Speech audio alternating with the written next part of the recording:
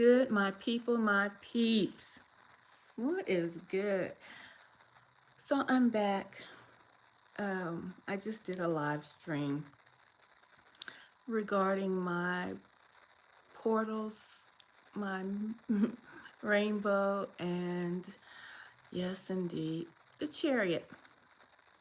And so I was on the live stream, and Kabush, I just now seen that you sent another donation. But I was sure about to get on here and say, what is she talking about?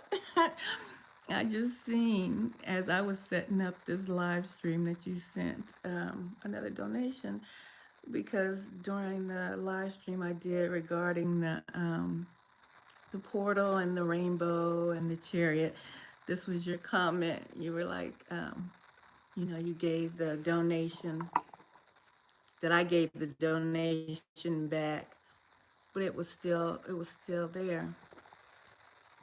Um, let me see, and it was still there. And I was like, no, it wasn't there.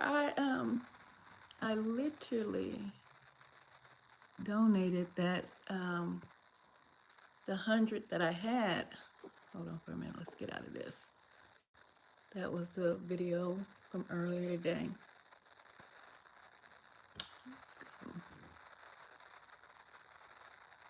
Let's go. Cause Kabush donated $100, but that was for something else, and I did not spend that whole 100 on myself. I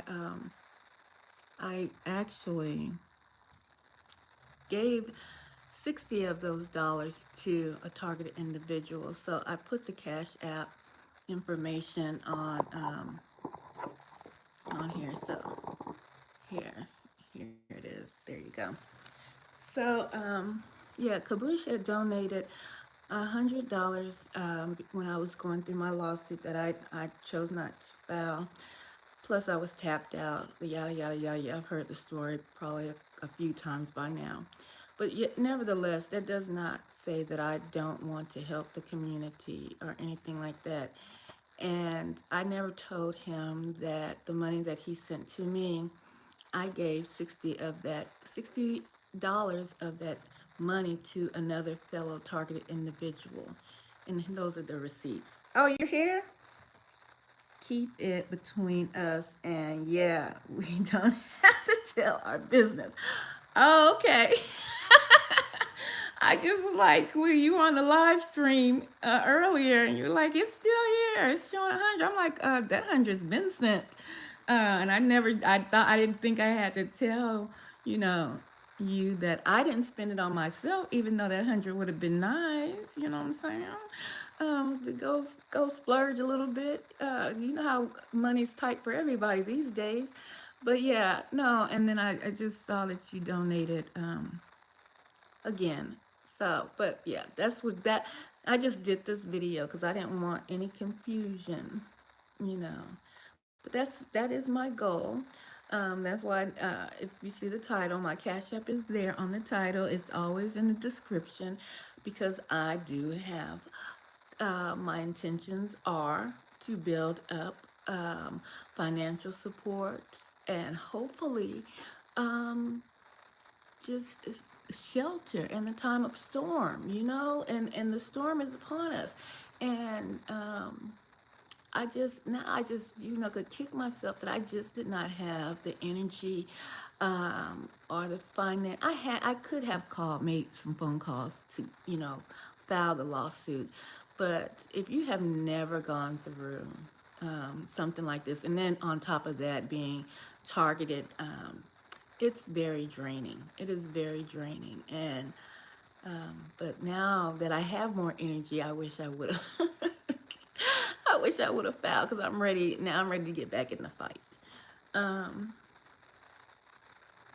would you say, Kabush, goodwill, always blessing those who bless others? Yes, indeed, and that's what I'm here to do, to be a blessing to others, and to show I'm not just talk. You know what I'm saying? I mean, anybody could have got that 100 and just went and splurged it on themselves. And trust and believe, it wasn't like I didn't have things I could have used that all of that money for myself, all of it. But I see others in need, and I do that on the regular. Um, Even though, and I think that is what has truly blessed me to um, live like I might have it all together, look like I might have it all together, and don't have a penny in the bank. Oh, oh, because that's the most I got me. I got backup. That's just, I have always done that. And I've never, you know how it's very trendy for people to go on live and go down amongst the homeless and, show people that they're giving um, so much money away, or and that's just, and really, now if anybody, because I've been called a clout chaser, it is so funny. I've been called all kind of stuff. I'm like, clout chaser, that's really chasing clout, but all in the wrong and for the wrong reasons, that these videos that a lot of people are doing. And some of them I do watch. Some of them, some people seem like they're authentic with their giving, but a lot of them are doing it for their own true clout. Uh, that's the real clout chasing that you see. That, in my opinion, when you show homeless and you giving your any monies, but some of them, some people do it. I think out of the kindness of their heart. You know what I'm saying? So. But uh, for me, even before, I just have always done that, guys. And I never broadcasted it. I've been down to my last, knowing that I had to pay bills and rent, and I can recall a time where, and I think I, there's a scripture in the Bible, and it speaks about hosting angels unaware. And I believe I I've seen angels have been in my presence, and I this is when I was at my apartment before I moved over here, and I paid my bills, and I'm single, guys, and I mean every dime counts, and I budget and I do what I do, but I don't live lavishly. I just know how to budget my money as best I can and buy, you know, that's how I grew up. I guess my mom taught me how to do certain things. But um, I had went to Walgreens, and there was, how the highway sometimes is by the stores because it's convenient. It's a high traffic area, so sometimes Walgreens are those particular stores are next to a highway exit and an over ramp. And so I had went to this Walgreens, and it's not a bad area, okay? And I had came outside of the Walgreens, and under the ramp, um, it was just like out of the blue, and I kid you not, guys, out of the blue, it was about 21 homeless people were, they like set up camp. And this is very unusual for the area where I live at. And I had came out and I had went home and I had saw that, and I was like, that is strange. They weren't there the day before, yesterday, the day, that week. No, that's just not a place where you would see that. And so I just thought that was strange. And I had went home, and it just bugged me that those people were underneath the bridge. And it was like a whole campsite of people, right? So I know that I had like $100 I need to put on a bill. I don't know if it was a light bill or whatever bill. And it had to be the Most High God. I just went to the bank, to the ATM, and I just got $100. Then I went to the store and I got, well, no, I got $100 in 20s out of the bank. And that, y'all, there's a song that my, not to even bring up this person's name, but this person used to sing. It was a movie we used to watch together, and it was like my last $2, because you broke, so you about to spend your last $2. So every time we were halfway broke, we would be singing that song. We'd be funny, but we going to do what we need to do with them last $2, right? And so uh, when I went to the bank, I got the last $100. It was what I needed to pay a bill, and I got all 20s. And so I go to the bridge, and it's all men. I mean, big, burly men, and not one woman. You hear me? So I parked my car at the Walgreens, and I had just $100, the 20s on me, and so I parked my car, and I had to walk across, the highway to get to them. And so I walk up, and there's this big white guy. He's just like, I mean, heavy set, tall and big, okay? With like a furry, not a furry, like a beard, but it was like a lumberjack type look, right? And so I'm walking up, and it's like a culture to homeless people. It's like a community within a community. Oh, I'll read that in a minute. I'll read your comment in a minute, Caboose. It's like a community in a community. So I don't know if he was like the head leader of the homeless group, right? So I walk up, and he walks up to me, right? And I said hello. And he's just so big, y'all. And I'm like, I have no, if you know me, I got something, but I ain't. This man could just hit me with one swipe into the cars passing. You feel me? And so I was like, hello, and he was so freaking nice, right? And he said, "Can you need help, ma'am? Can I help you?" And I was like, "Oh no, I don't need help. I just wanted to know, do you need help? Do you need some assistance? Because I wanted to give you this $20." And his eyes just opened, just wide, and he was like, "Oh, me?" And I was like, "Yeah." And I wanted to see if anybody else needed help.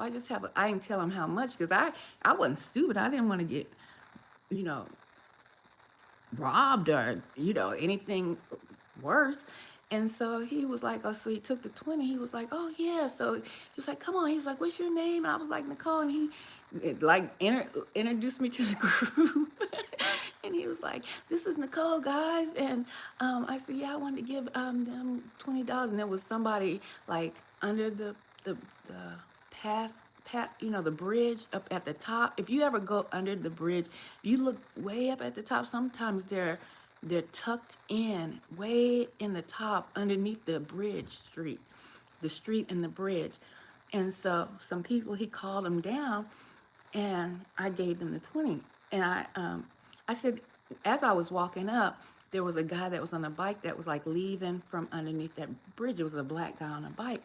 And I said, so this is all that's here. And the white guy, he stood with me like he was my doggone bodyguard, right? As I passed out the $20 to the people, and he called the guy that was tucked under the bridge at the top. He called him down. It was a young black guy. And then I gave him a 20. And then I said, well, because I had 120 left, and I said, is there anybody else here? And he said, oh, I can't remember his name now, but he was like, oh, so-and-so, he just was on the bike. I said, oh, I seen him. He said, well, he went to try to go get some money to get, something's wrong with his bike. And I was like, oh, okay. He said, well, if you come back, but it was already like 9 or so. It was getting late. So he said, but if you come back, I'll tell him you're looking for him. And I said, oh, okay. And I asked for his name and the guy's on the bike's name. He gave me his name. And I said, I'll be back, but I didn't go back that night because I had to go to work in the morning. And so after I got off work, I went back to the bridge area and I parked and I went and I hate to just say the big white guy, but guys, y'all, we got to keep it real. That's the description I had. He was a big lumberjack looking guy, tall. And so I, parked and walked over underneath the bridge and he recognized, he said, "Hey, Nicole." It was kind of cool. I ain't gonna lie. He was like, "Hey, Nicole." It was like they all knew me and stuff. And I said, "Is so and so here?" He's like, "Yeah, he's across on the other side." And he just started yelling for him. Hey, so and so, Nicole's here. I told you she was gonna come back. I told you she was gonna come back." And so, the black guy that was on the bike that night I didn't get to see, he came across the bridge and he was like, "Oh, thank you so much." So I gave him the $20. And I was like, "Oh, hey, no problem, no problem."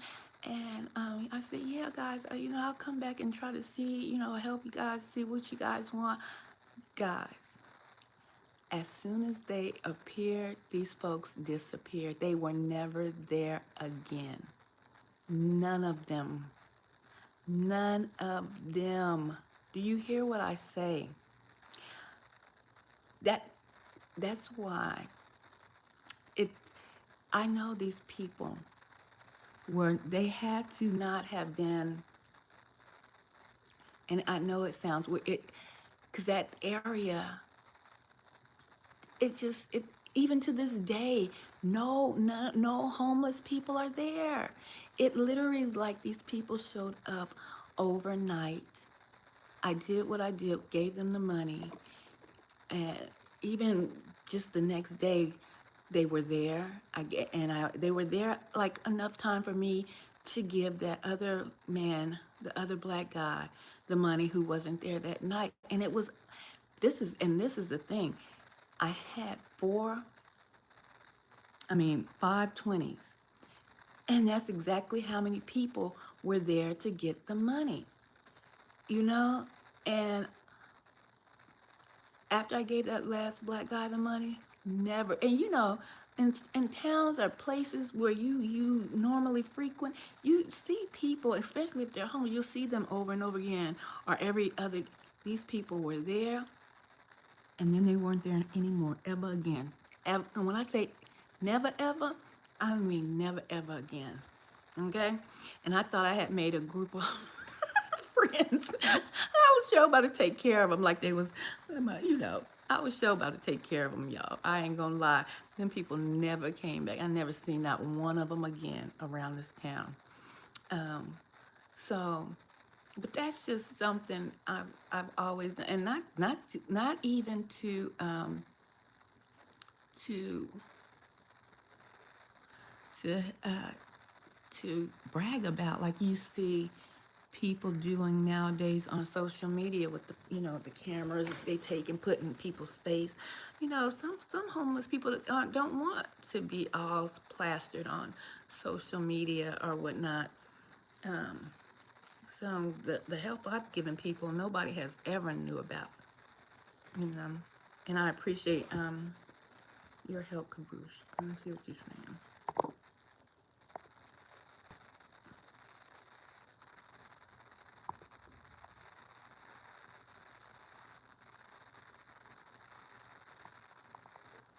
When you feed the sheep, you will never be broke. Yeah, that's what I was saying. I be down to my last $2. And it's always something or somebody come through. I am living proof I don't deserve anything I have. What? Yes, you do. Don't say that. It's only because of my faithfulness to his people. That's what's up. Greetings, Melanin 666 Carbon. How you doing? Yeah, I hope y'all can't see me because I'm sure laying down, looking crazy. I was looking crazy doing this live stream earlier today, but it is what it is. Uh, I deleted my Cash App. Why? Did you want to delete it?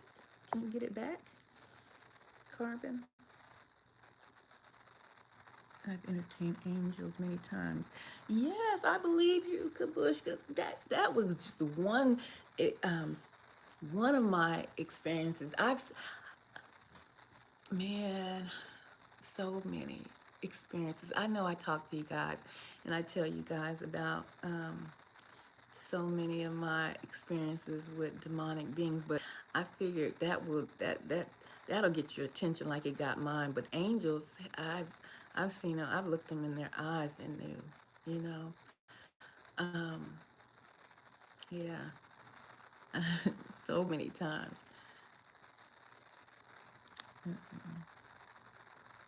Last week somebody hacked my account to 700. Ooh, for some bitcoins. Really? For the you have bitcoins in your Cash App? I think I seen that, but I don't do Bitcoin. I don't even know how to do that. That's a shame. I know I don't know anything about Bitcoin or cryptocurrency because I'm not too sure how that Bitcoin. Oh, it kind of reminds me of the mark of how they're gonna exchange currency. I don't know. I just don't know. And probably that's just my ignorance of not really studying Bitcoin and all of that. Um, no, I don't. I don't see you. No, I don't see you. What do you mean you don't see me? I did message you through my mom's Facebook page. Did you say was your name Melanated 666 Carbon? Oh, I won't. But did but what's I wouldn't know her name if you didn't have your name up there. I don't go. I don't read my Facebook messages, not often. But I will go through it and look for it. A message from you. I hope you said something that would make me know it's you. Uh, I don't know about Bitcoin either. Yeah. And damn sure it wouldn't spend 700 on it. Right? Uh, yeah, I have no clue. Um, but I know that is the angle in which they want to go digitally or whatnot. I have to be honest with that. That is something I'm gonna have to let the Most High guide me through, and that's probably why I am not. I'm not fixated on anything here because I know this is a wrap. But I know that we have to give unto Caesar what is Caesar. And by me saying that, we still are in this matrix. So we still have to, um, go buy their poison food that they have in the marketplaces. It doesn't matter if it's organic. All of it's a wrap. It is a wrap, guys. Um, and it's just like pick your poison. Which one do you think has less poison in it? For real, and I'm not even being funny. Y'all hold tight. I gotta go get something to drink, and then I'll read the rest of your comments. Hold tight for a minute.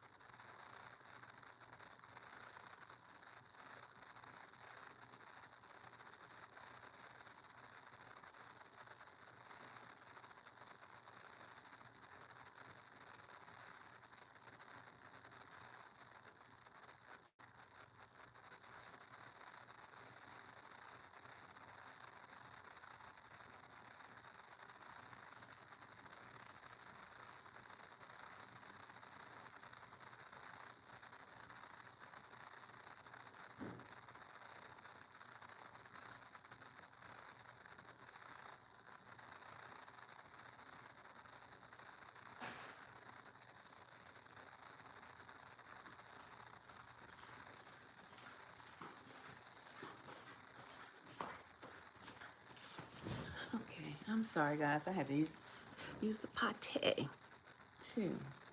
So hold on. Let me see what y'all saying. Okay. See.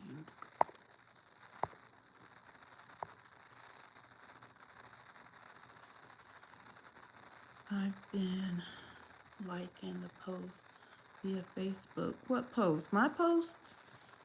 You been liking my post or your post? um, how you been? How you been though? I've been cool. I've been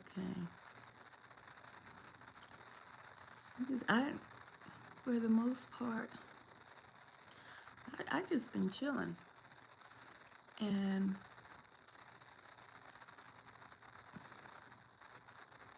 I don't know. I don't know if it's just me. I haven't really heard anything in this community regarding anybody making comments to the atmosphere changes in their body and what's going on. And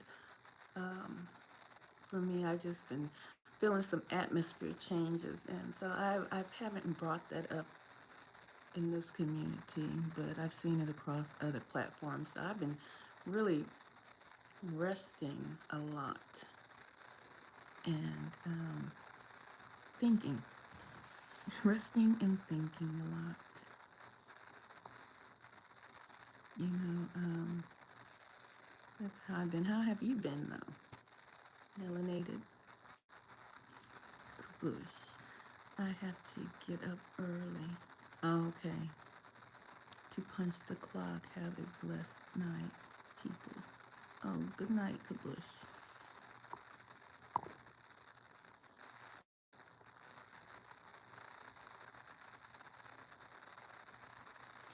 I'm not going to advance my channel on YouTube. What do you mean advance your channel, Melanated? 10 subs are good for me. It's not. I never advertise my channel or anything, Melanated. People are gonna come um, you know, are sharing your message or targeting or whatever your message is or whatever you find interest in. There's so many people that they'll find you, you know. But some people don't share a message. They just have a YouTube just to watch videos and things like that. So too many ops out there, like the Truman Show movie. That's true. Yeah, it's been a wrap. Jordan Ribba.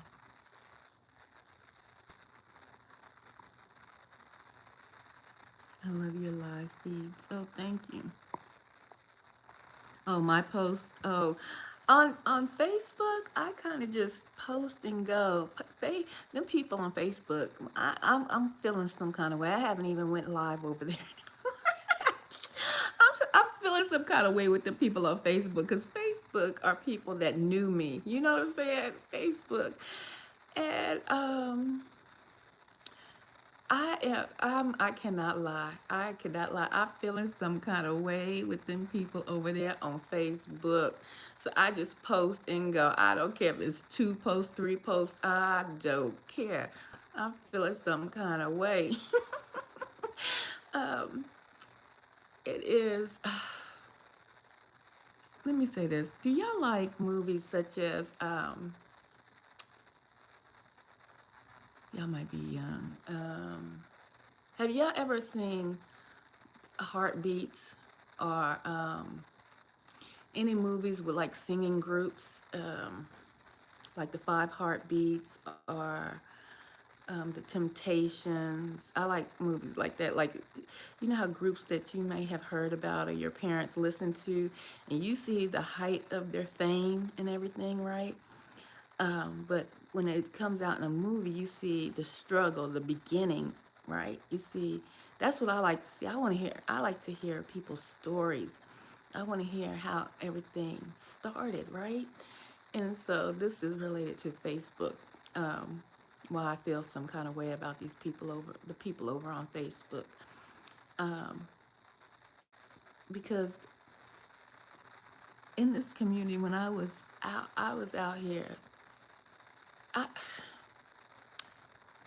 and I don't know if that's a selfish type feeling or it's, and but we all can have those moments. I ain't gonna lie. Um, but it's like, if you give your all to something and it wasn't never really for you, it was to advance others, to help others.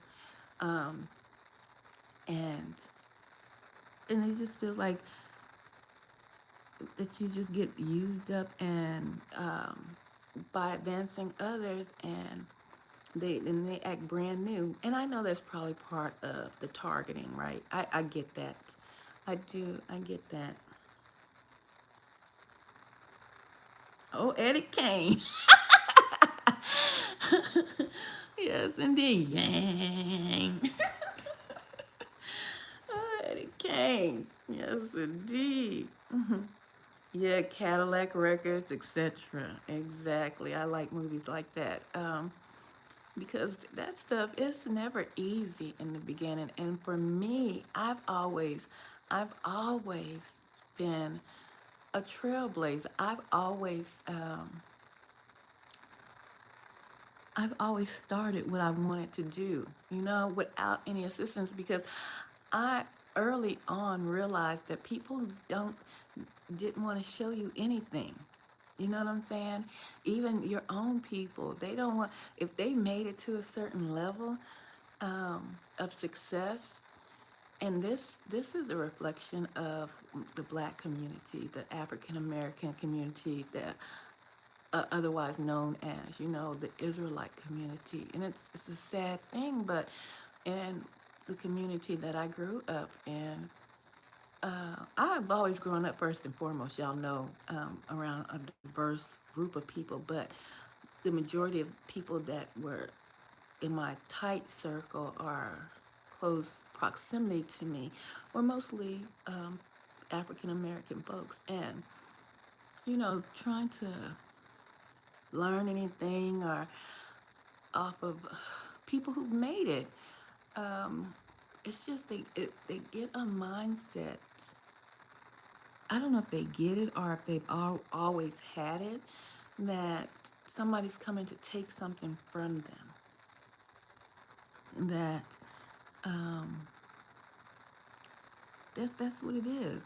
It's not even. It's part of the crabs in the bucket. You're always trying to pull somebody down. That's a lot of people. A lot of people, and I'm just talking about Black folk. Always trying to pull others down, but there's a lot of people who are at the top who made some form of success that want to keep others down, that keep their foot on others' necks, blacks, you know. And so for me, nobody, and I do mean nobody, gave me nothing, nothing in my own community. Um, and so, and that's so sad. Um, Even when with me going for my degrees, um, my first degree, it was a white man who was my boss, who was like, even not, matter of fact, it was my CDA, my first certificate in child care. And I was a lead, like a supervisor in the center. And he was like, I need you to temporarily do this position. And I was like, oh, okay.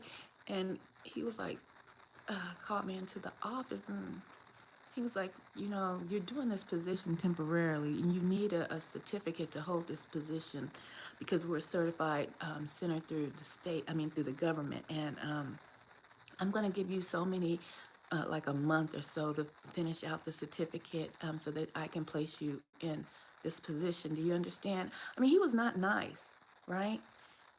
In my eyes, I was very young back then too. I thought he was a butthole, but I wanted the position because it was more pay, more rank, and I liked the position. And but when I look back on it, this man was elevating me. Do you understand? Um, and at the time, by me being in my 20s, I listened to what he was saying, but I had we bumped heads. You understand? But he was older, mature, and when people know who they are and don't want anything from you, don't that you don't intimidate them, you don't scare them out of their position. Those are the people you want to work for. Those are the type of people you want to be on your side, even though they might come off harsh, okay, or stern, okay. But if you have a level of maturity, and I know it's hard for young people, and especially nowadays, I could not even imagine. But you have a little bit of maturity, and you know that you have a goal. See, I had a family, and so my goal at that time was always the advancement of my family to get lock in the supervisor's position, lock in the certificate, and at that time I thought that was good. But then he came back once I got the certificate. The same boss called me in his office, and he was like, yeah, I need you to take this college class. And I was like, huh? It was always, well, I want to promote you to this position, but I can't promote you unless you take this college class.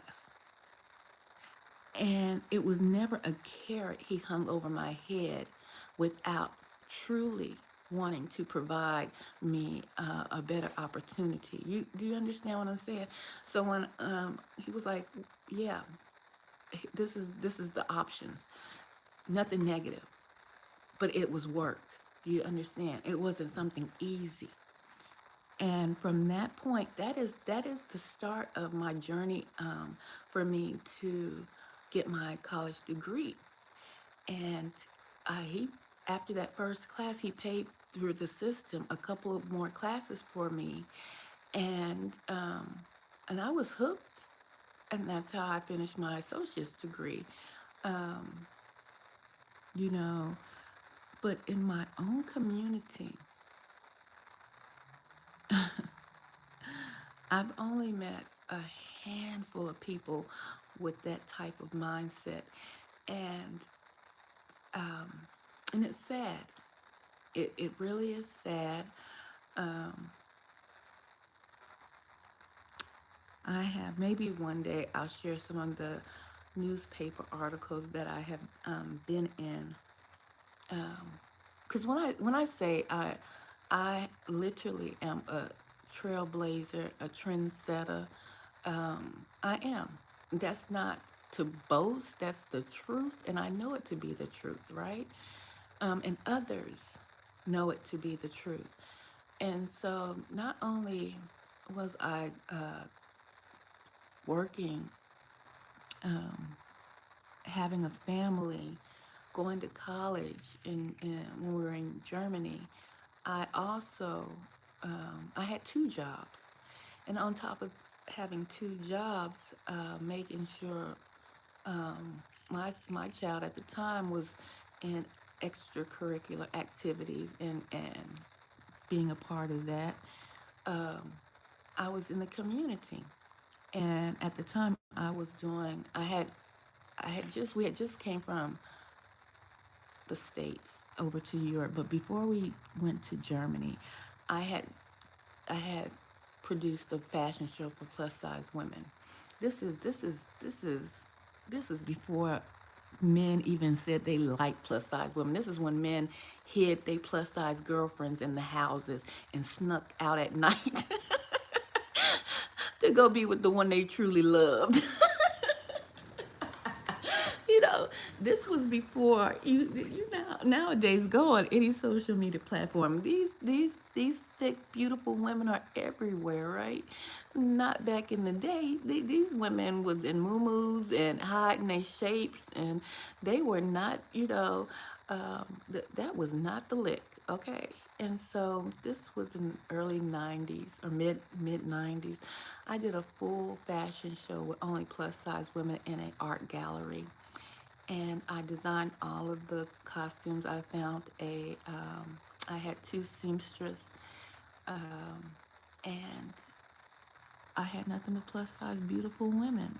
And I sold every single one of those outfits because I did an auction afterwards. And so I did that. It was a success. And then I went to Germany. So I also taught runway modeling and stuff like that.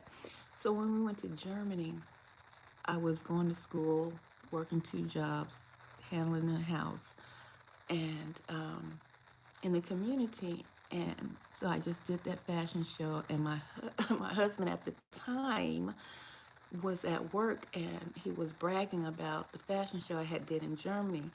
And so there was a lady who was over a lot of the activities in the community, had contacted me and wanted me to help her with, it's called MWR, um, wanted me to help her do a fashion show and wanted me to be the director over it.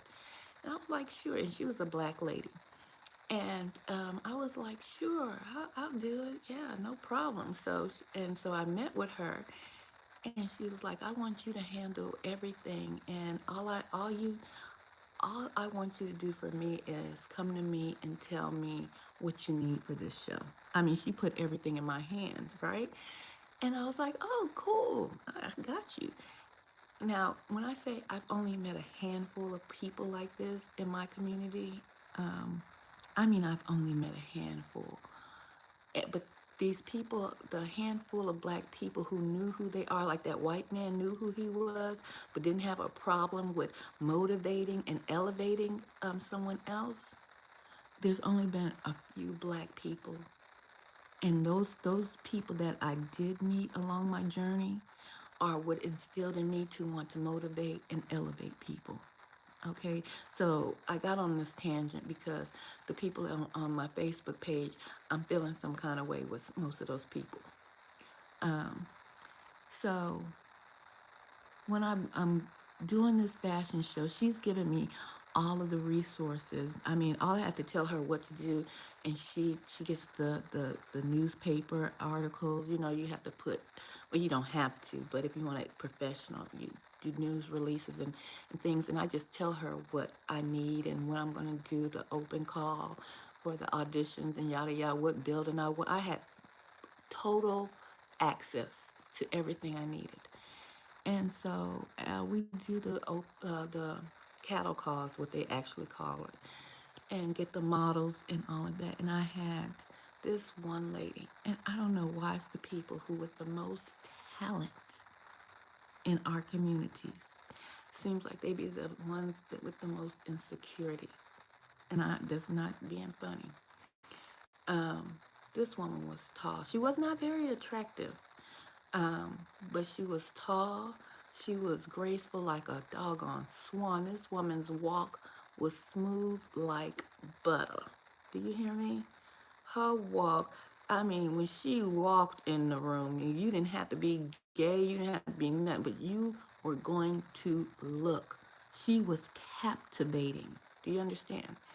And so, but she was not very attractive now. But it's about, uh, and that's going to be the word of this year. Her energy was there. She had it. Okay, and so as soon as she walked in, she didn't even have to audition. I already knew I wanted her. And so I got her. I got all the models that I wanted, but her mindset was off because it was one particular audition, and I was telling the models, what scenes they were going to be in, when they were going to go for their fittings for outfit fittings and all of this. And I can't remember exactly what she disagreed or she she didn't she didn't like. And she had asked me about it. She wanted to probably, I don't know if it was being a different scene, or, and I had put her in a lot of scenes, but some people, they want all the spotlight. And but I can't remember exactly what it was, guys. But I had already told her that wasn't going to happen.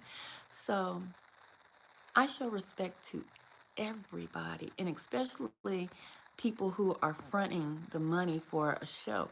So the lady who was over MWR had walked into one of our rehearsals. And so I seen her walk in, and I was like, oh, I said, ladies, I said, y'all go ahead and take a break. And so I went over to greet the lady who, the money, I'm calling money lady, right? Okay. And so we're talking, we sit down, we talk for a little bit. And let me tell you how people watch you. People always watch, especially if you're doing something or producing something, or people are watching. So, I'm talking to her, and I wanted to get some special costumes. And she had told me, oh, yeah, I think in Wiesbaden they have a playhouse, and they're saying that you can, get any costumes you want. Because at the time, it was a movie, Moulin Rouge was out. Do y'all remember Hey, Sister Soul, Sister, gotta get that? And I think there was a remix with, oh goodness, it was Pink, it was um, Queen Latifah, and some other, Maya. They did a remix video of Moulin Rouge, and so I wanted to re do a reenactment of that video for the fashion show, but I wanted authentic costumes. And so I was having that conversation with the money woman, right? And so she was like, oh, yeah, you got it. Or if we can't get those costumes in by the time, just go to this store, and they're going to let you, get whatever you need. And I was like, okay, cool. So the graceful, tall lady, the model I was just telling you guys about, I don't know if she overheard our conversation or she picked up that this was the money lady, because you can pick up when people are in charge or they got the money if you're paying close enough attention, right? And so, but I didn't peep game. I was just handling my business with her, told her what I needed, and then she bounced. And then I get a call the next day from the money lady, and she says, hey, you think I can come to one of your rehearsals? When is the next rehearsal? And I tell her, and I was like, yeah, you're always welcome to come to the rehearsals. And so she was like, okay, cool, I'll be there, blah, blah, blah. And I was like, okay. She never told me why she wanted to come to the rehearsal. So we get to the rehearsal, everybody's there. The woman with the tall, just her walk, I can still see her walking. If I close my eyes, this woman was bad, okay? Just her, just some people just have it. Like for guys, if you watch football or something, talent when you see it in certain aspects of that sport. So it's like that, okay? So this one was just sharp. And so I get there, and so the money lady, she comes into the building. And so, when she comes over, I'm standing in front of the models because I'm telling them something before we get ready to start rehearsal. And she said, oh, Nicole, do you mind if I speak to the models? And I said, yeah, go ahead. And this is how people are they're on point. Um, she says, she introduces herself. She says, I am so and so, and I'm over MWR, and we have hired Nicole to produce this show. And anything, in everything that happens with this show must go through Nicole. No one here must ever contact me for anything regarding this show. If you have any issues or any problems, you need to contact and speak directly to Nicole. Is that understood?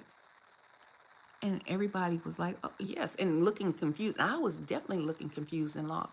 She never told me that she got her stuff and she walked out. Now, as I scoped the models, because I'm lost and confused, the tall, slender model, the one black lady who was the bomb, the one that had all the most of the talent for the show, looking guilty, right in the face. Her whole demeanor had changed. And so we finish out practice and everything, and then I get a phone call after practice is over from the money lady, and she informs me that the one model, the top tier Walker, had contacted. She don't know how this woman found her information. Had contacted her, upset because I wouldn't allow her to do something in the show. That previous talk that we had, the conversation I had with the model, because she wanted to do something. I believe she wanted to just be in all of the scenes. Um, and so she got mad and contacted the money lady, because she peeped out our conversation or whatever. So she peeped out that this woman was the actual one in charge.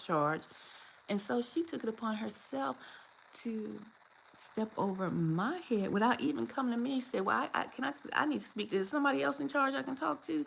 She didn't do none of that, and contact this woman. And so the one, the money lady just came in and shut it down, and that's how it should have been. She came in and she shut it down, and after that, that woman, the tall, graceful woman, was just kept kissing my butt. Don't do that. Don't do that. Especially don't.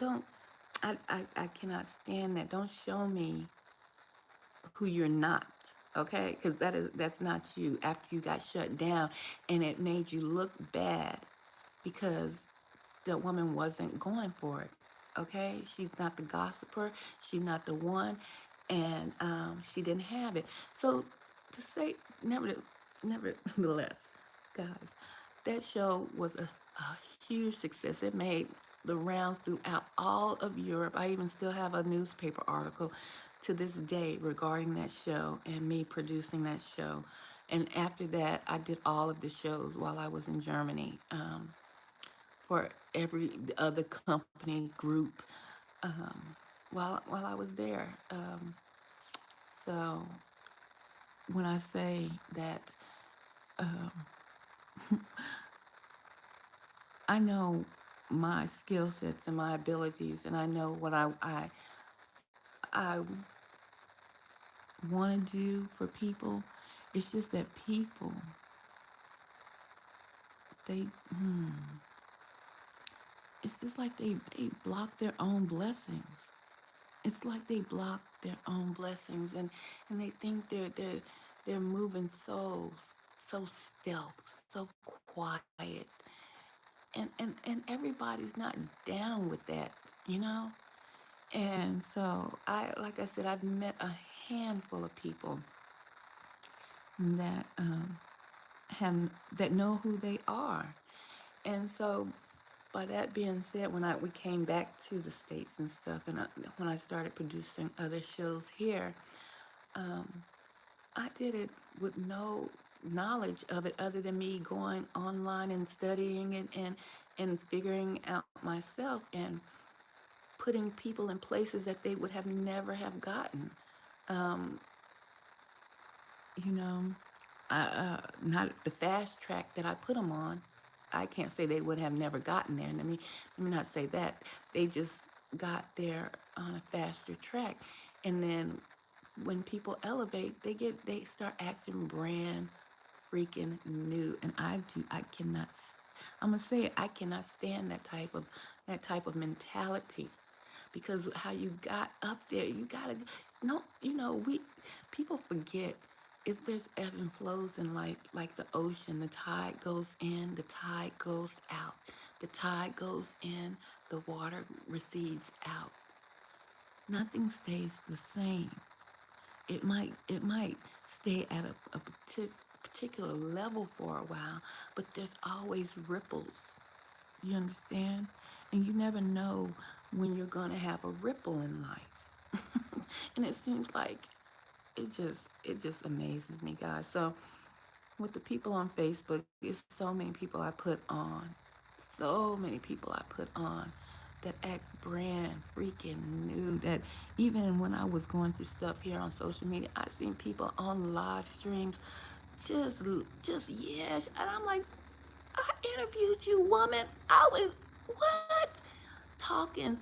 I was like, oh my God. I interviewed this woman. I still got her interview on my page. You over here talking smack, and you are not who you say you are. There's so many people who are fraudulent, who are not who they say they are. They have not done what they say they're done. And even people who have had horror stories, I'm like, try to put you down. It's just it. People just, and this is all this that I'm telling you guys is before I even knew about me being targeted, gang stalked, all that. Okay, all of that. I have just run into people who have just done, and even people who wanted to do what I was doing. Because, like I said, I was a trendsetter doing the interviews and things of that nature. And then a woman came along. She wanted to do the same thing in the same town. I'm like, oh, cool. The thing is, people never know what's in your mind, what's in how you're feeling, right? So when I was doing House to Nicole, I was getting called so much to go to this place, this club, interview these singers, uh, these people are coming to town. Can you come in? I was being pulled left and right. And I mean, come to Dallas and interview these people. And that gets tiring because I was doing like 2 and 3 interviews in one night to where I had to just start changing the top of my shirts and stuff and tell my cameraman, just film me from the waist up, cowboy style. It's a literal terminology, cowboy style, because all this changing outfits and stuff all of that started to wear on me. And so there was a young girl coming up and she wanted to do the same thing and she started competing. And I was like, but then she started gossiping, false, what is it called? Well, yeah, gossiping and making up rumors and stuff, slander like we know it as targeted individuals. This girl was a cutie pie. She was a cutie pie. And so I knew of her, you know, and we crossed paths a couple of times doing interviews. And it was one time I got I got asked to come out because Life Jennings he was performing at a venue. It was Life Jennings. It was a few people, and um, do I have that? Let me see if I can pull up that picture. And he was I don't go on this. These people over here make me so mad. Look at this. I don't even know who that is. Get your behind off of there. Oh, I don't know who that is. That's a rapper. Y'all always got some. Let me see. Life Jenny. I don't know if I have that picture on here, but he had came to town, and one of the promoters had asked me to come out and do an interview. Why is this? Where's the picture of that? This is my page. Child, I don't go on here for nothing no more. I don't want this. Let me go here. They had asked me to come to, how do you even get to the pictures? Profile snap. No. That's a damn shame. Oh, right here. That's a shame. I don't go on here that often. So, Life Jennings had came, and I was. Let me see if it's in this group of pictures. I was asked to come out and do an interview, and this girl, I don't know if she like was invited to do the interview, part of the press packet. I don't know, but she was, like I said, she was competition for me. And no, that's not it. And so I had seen her, guys. I seen her with her camera crew, and my people are already set up. My assistant, all that. When I say I was not, I'm not fronting, guys. This was the little show. Um, this was House in the Cold. That's what it was called back in the day. So I had my assistant, my camera people all set up and everything, and so I see her, and I'm always, to me, I think I'm a pleasant person. Now, we all have sides to us, right? But I think I'm a pleasant person. So I waved at her, and she did one of them snub, like toss her little sewn in hairdo, tossed her hair. I was like, oh, okay, and didn't want to wave at me or anything. I mean, and let it be known that that she saw me because I waved at her. And so I was like, well, dog on it. Okay, well, let me see. I was like, well, dang, that was messed up. So, yeah, I don't know where I picked the ass because I ain't been over here to even search for no doggone pictures. I don't want no albums. Let's see. Um, so the crowd started getting a little too much. They started acting, they was doing the most, y'all. The crowd was doing the most. And so the security roped off even more area to the back because, the crowd was pushing. They was trying to see Life Jennings. He had just got out of jail. Because y'all remember when Life Jennings was locked up? And he had just got out and stuff like that. And so when they put the ropes up and pushed her, y'all know Tabitha? Tabitha Brown? I like me some Tabitha. Um, but they pushed her behind the ropes, right? And they wouldn't let her and her camera crew back in the green room or in the to get the interview that she wanted. So as they're pushing her behind the ropes and stuff, I had stepped out of the green room in backstage, and she saw me, and now she wanted to speak, y'all. Now she wanted to speak, and she was like, "Hey, Nicole," and I'm thinking in my mind, "Oh, I cannot stand stuff like." Remember, you guys, when I told y'all I seen a bluebird? Did I ever tell y'all that story about my bluebirds? When in my awakening, the Most High sent me bluebirds when I was laying on the couch and I was depressed. I don't know if I was depressed, but I was sure laying there crying like a baby. And he sent me these bluebirds at my window, and they kept chirping until I got to the window. Those are my bluebirds. But so then the girl was like, "Hey," then she was trying to speak and stuff because she was locked out. She couldn't get behind the doggone she couldn't get behind the curtains to see Life Jennings, right? Or get her interview. And so she called me over. Let me see. At the concert. She called me over, and she was like, "Hey, do you think you can get me backstage and yada yada?" And I got her backstage and stuff and let her do her interview. Even though that woman she acted funky to me. That's how black people, that's how we do each other. Cause she just had this premise that she was better. I mean, this is car shows and stuff that I put. Is that my car show? I don't want to claim the wrong car show. Oh no, that's not. I don't think that one's mine. But people just act so doggone funky, and then when they realize they ain't about that they ain't that person, then they want to come kissing your butt, and that I cannot stand it, y'all. I can't. I have never been that type of person.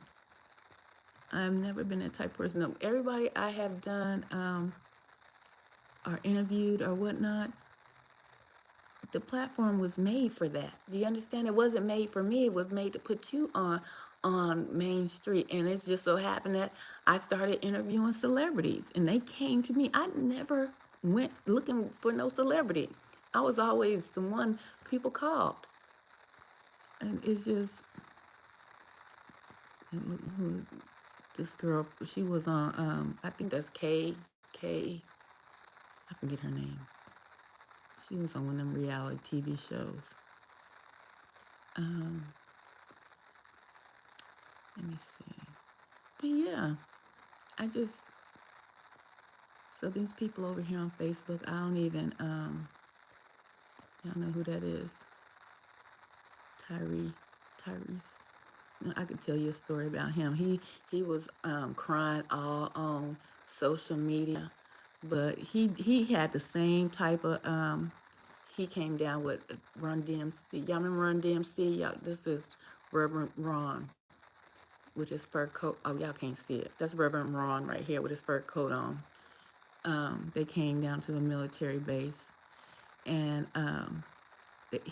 they had a book together, and I was out front right here, like you see how this rope thing is right here?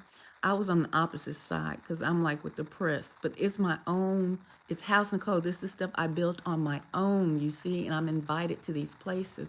And people, so I'm on this side of the rope. So, this is back in the day, y'all. Y'all see my little red color, so don't get it twisted thinking I just got my, putting color in my hair. My hair was sharp there. Look at that. That was sharp. Let me stop.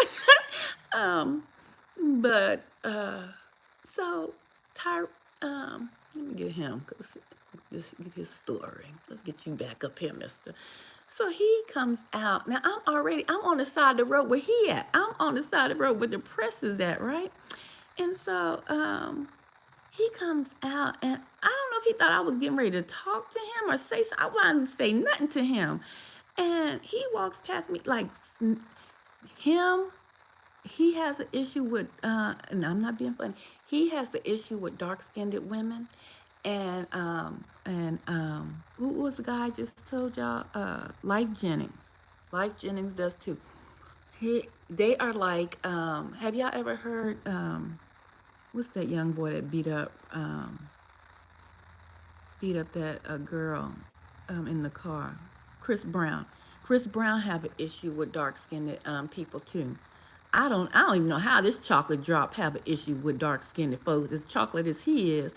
But he must have thought I was like I was a fan or something. Do you see the business suit I'm in, partner? Do I look like I'm over here trying to like I'm, what do they call him, a groupie?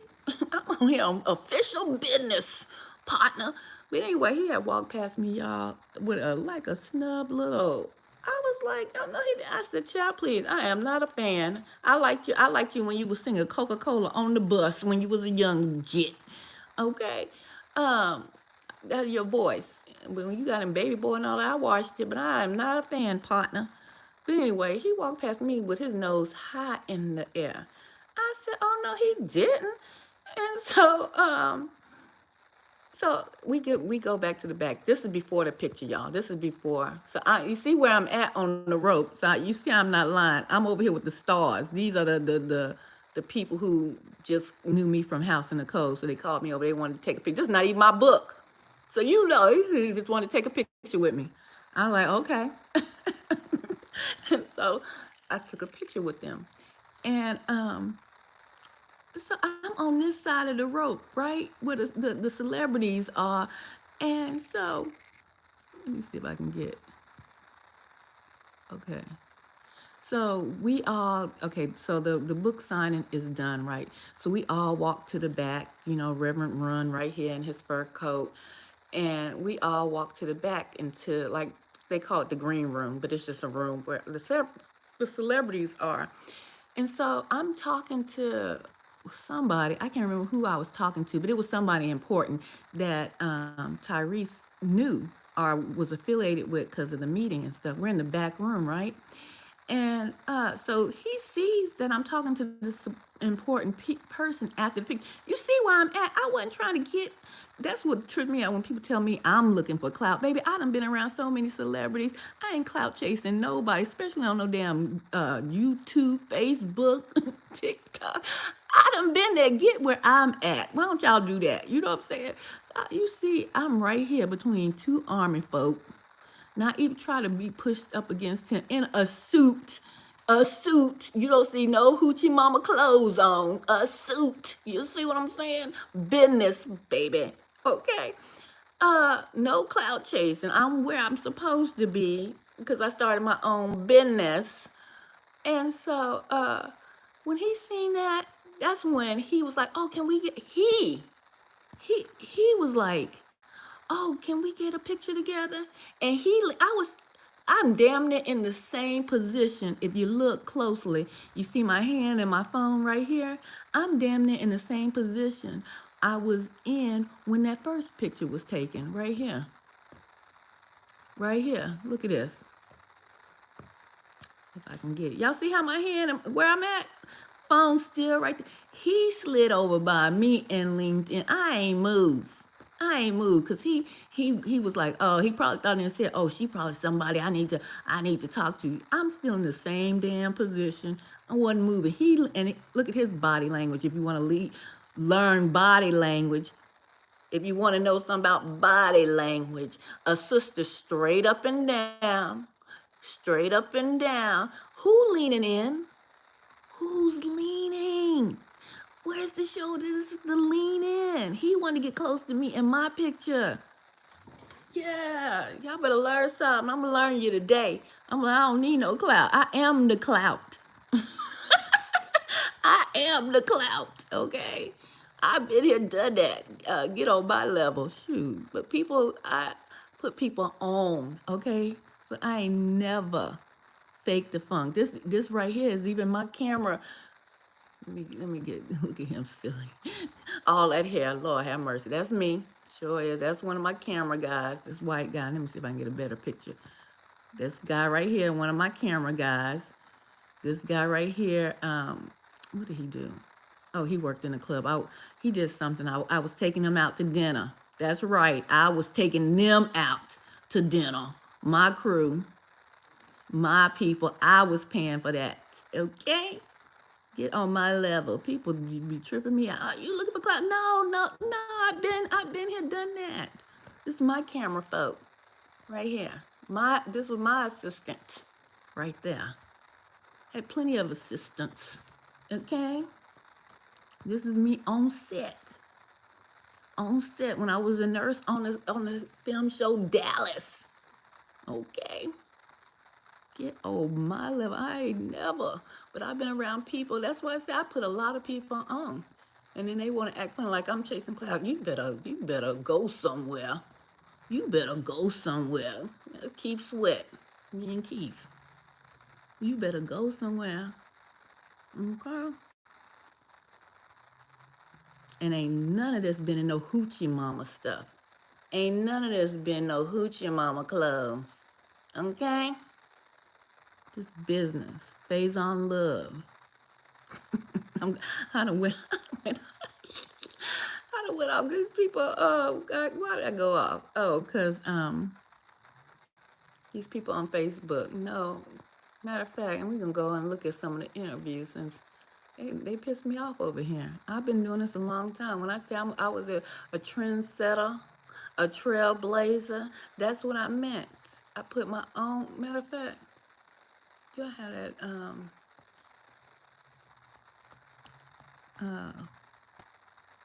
the article? They wrote up for me starting all of this in this area. All of this interviewing stuff started right here. Is that the article? Hold on.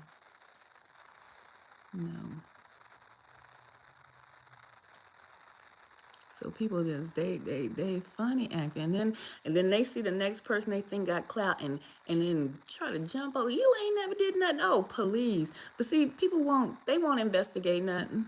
They'll go by what people say.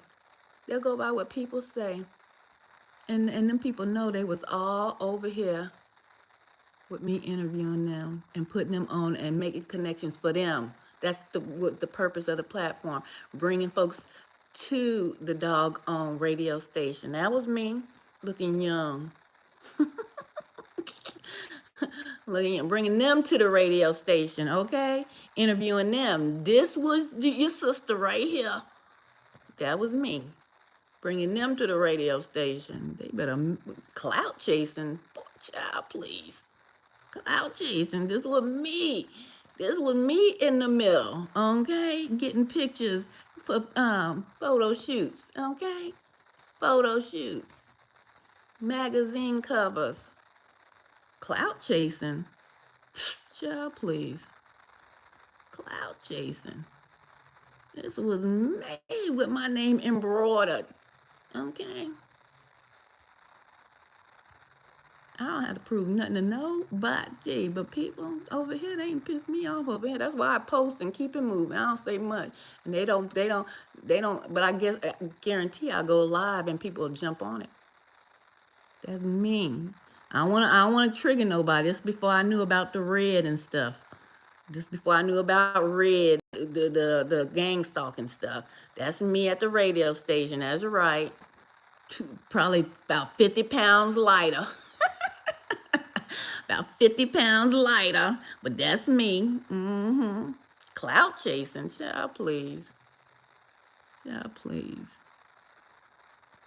I done been here and done what I needed to do and can do it again if I wanted to.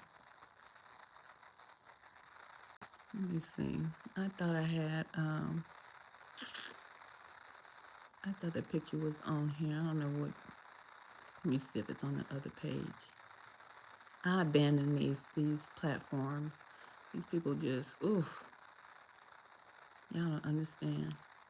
I get, y'all do. Y'all targeted individuals as well. Cloud said, see, I had a daddy. He passed away. Yep, he passed away. Yes, sir. Yep, he passed away. People they trip me out. They act like they know you. Try to put things together. Don't know nothing about you. They only know the lies people tell, right? Only the lies. It's a mess. That's what pissed me off over here on Facebook.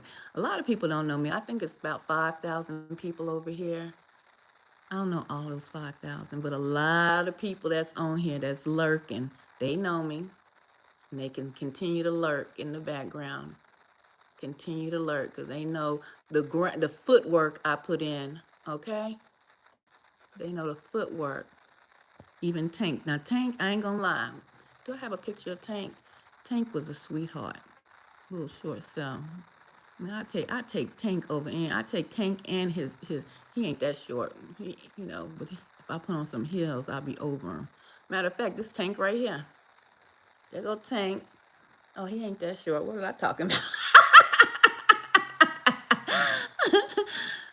Let me tell you, this Tank, he is a sweetheart. Now, this is in the back room. I was there to interview him. I was also there helping with this concert, and yep, that was him. And setting up stuff, and I was in the corner talking. Cause when stars, I've been around too many people. I'm not starstruck, so why the hell I would never be YouTube struck, TikTok struck? Cause these TikTok and YouTubers, that ain't that. Man, don't get me started. Never would be. I've been around too many celebrities. Okay. And Tank, I was in his dressing room, doing his tables, because they have their riders, is what it's called. It's making sure his rider was together.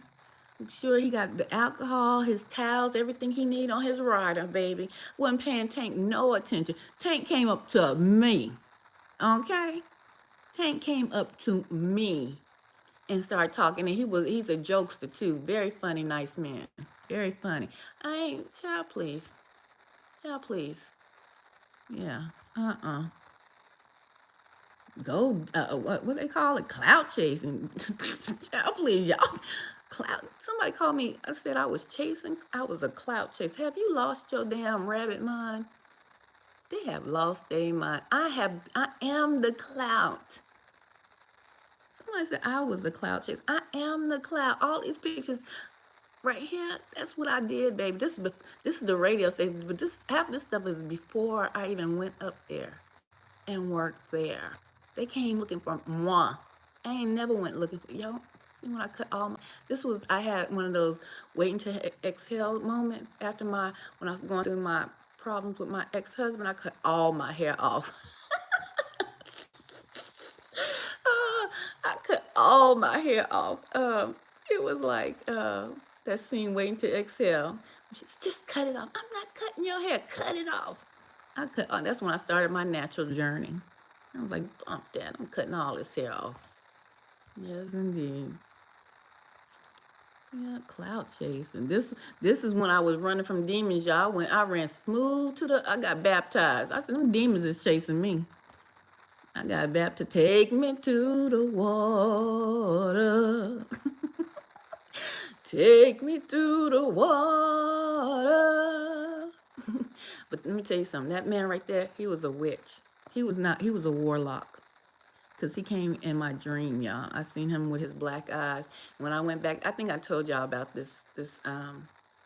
Don't let anybody baptize y'all, guys. Now you got to know. I was so desperate running from demons, I didn't discern his spirit. I kind of did, but I told y'all at the time I was ignoring my my abilities, and I knew something about this man was off. And when I seen him in my dreams with his black eyes, his solid black eyes, I do use as a warlock, witch, and a demon all in one. This pastor right here, and he left the church. They got rid of him. And I had told my mom, I tell you, this is a true story. One day I'm gonna call my mom on the phone so y'all can hear. I told her about this man in my dreams when he came to me in my dreams. You know, witches and warlocks can try to come to in your dreams. I want y'all to know this pastor right here came in my dreams, and he was turned around, so all I could see was like the back of his bald head, and it was all dark, y'all. Was in the dream. It was all dark, and when I was looking, and he turned around and looked at me in the dream, he had all black eyes. This is a witch, a warlock, a demon. I am not lying to you. He looked off. Right? Show you right. He is a demon. You hear me? And I kept it to myself, and I had went, and remember when I told you I had went into a church and the whole church was off? Y'all remember that story? This was the church. Because after I got baptized, I went back twice. And after the baptism, and I went to shake his hand and say he could not look me in my eyes. And then I went back at one more time, one more again, because I'm trying, y'all. I'm trying, because this my spiritual awakening started to happen. I'm trying to run back to the church from which I knew, which I thought I knew. The church ain't the lick. The church is where a lot of demons, witches, and warlocks is at. I ain't gonna lie to you.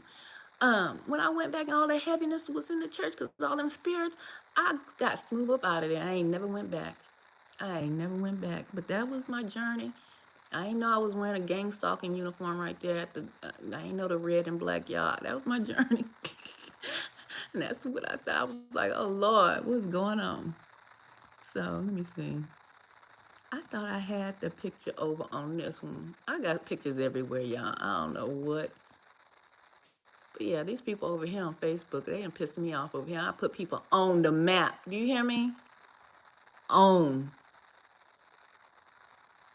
They ain't put me on. I put them on.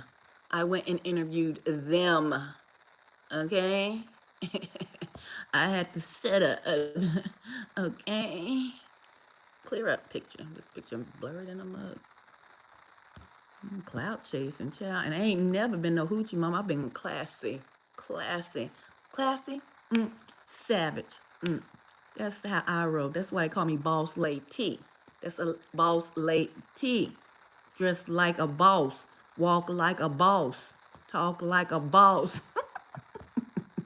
That's the remix, y'all. I'm just talking. Y'all ain't got nothing else to say. I'm just talking. I was running my chest. I was a boss lady. Okay? Okay, walk like a boss. Talk like a boss. You know what they talking about? Clout chasing. Child, please. I ain't never chased after no man, no clout, no none of that. None of it. I don't know who this is.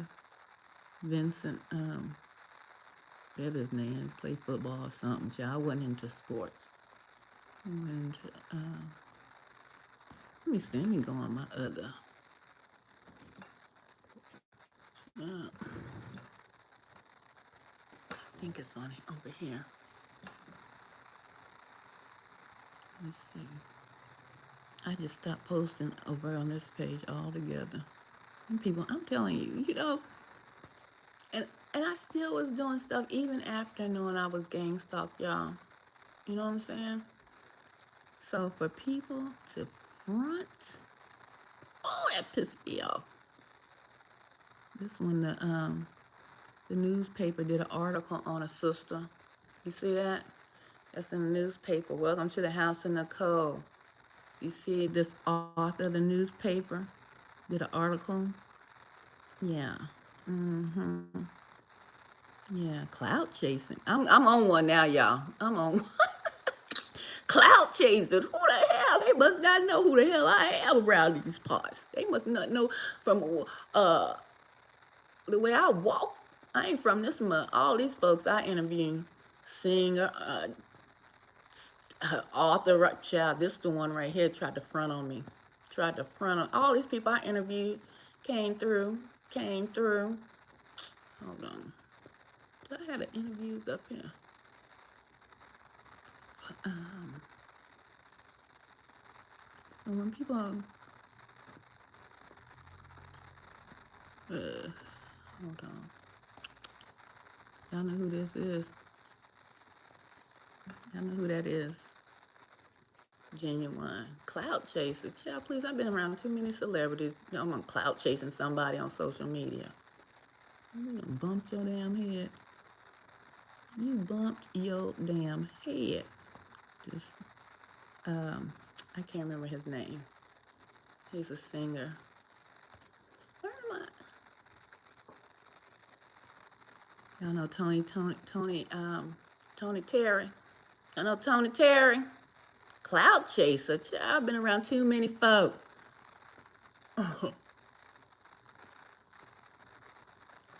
Too many. Y'all know T.I.?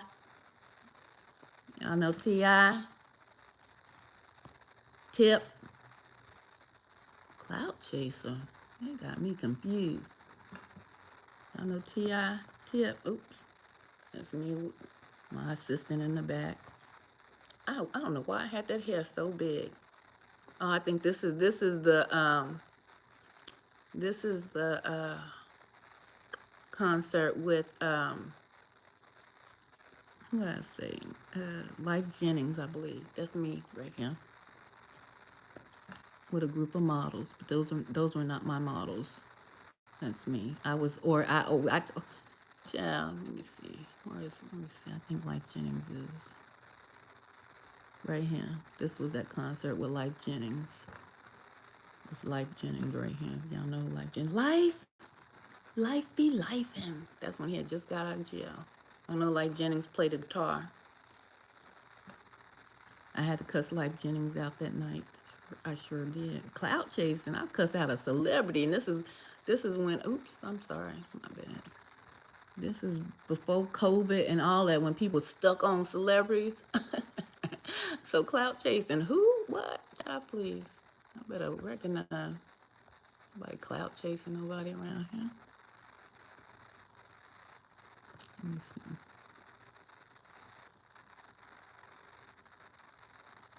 I interviewed chefs. He was a chef. So that's why I'm pissed off about folks over on Facebook. Because it wasn't just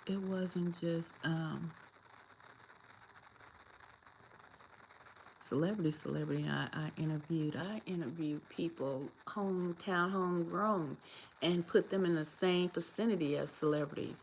Hooked them up as head opening acts and different things of that nature. You feel what I'm saying? Because it wasn't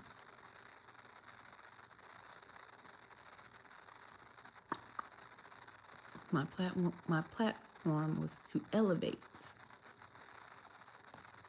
That's what that was about.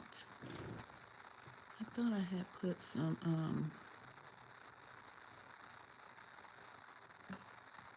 videos on here. Yeah. Let me see. But I don't even come to this page no more. Hardly even post over here. That was my assistant. She is so cute. She got 2 kids now. She's a woman now. She's a grown woman now. No, I keep going there.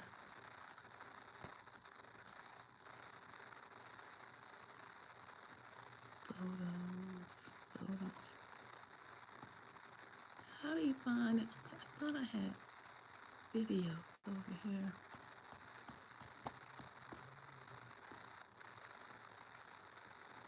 I got videos some everywhere. See, that's the that's the GoFundMe that I deleted. That Kabush sent 100 on my Cash App though.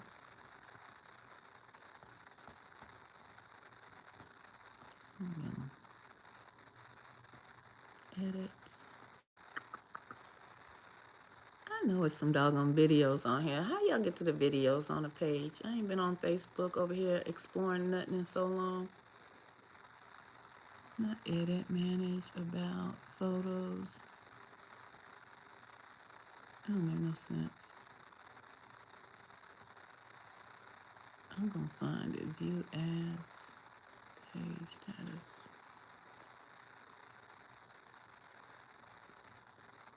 So yeah, that's why I don't mess with these people on Facebook. And it's not the people who just, they don't know. Because a lot of them people, it's 5,000 on that other page. I don't know them all them folks. But I do know a handful of promoters and venue owners and they're acting showing up brand new. And I'm going to sit right back here and act showing up brand new with them. I'm going to sit and act showing up brand new with them. Because there's always ebb and flows in life. I don't care if you're a gang stalker or not. Yeah, that's odd. See more information. I know I'm showing y'all all this. I don't care. Y'all already know. I do not care. Do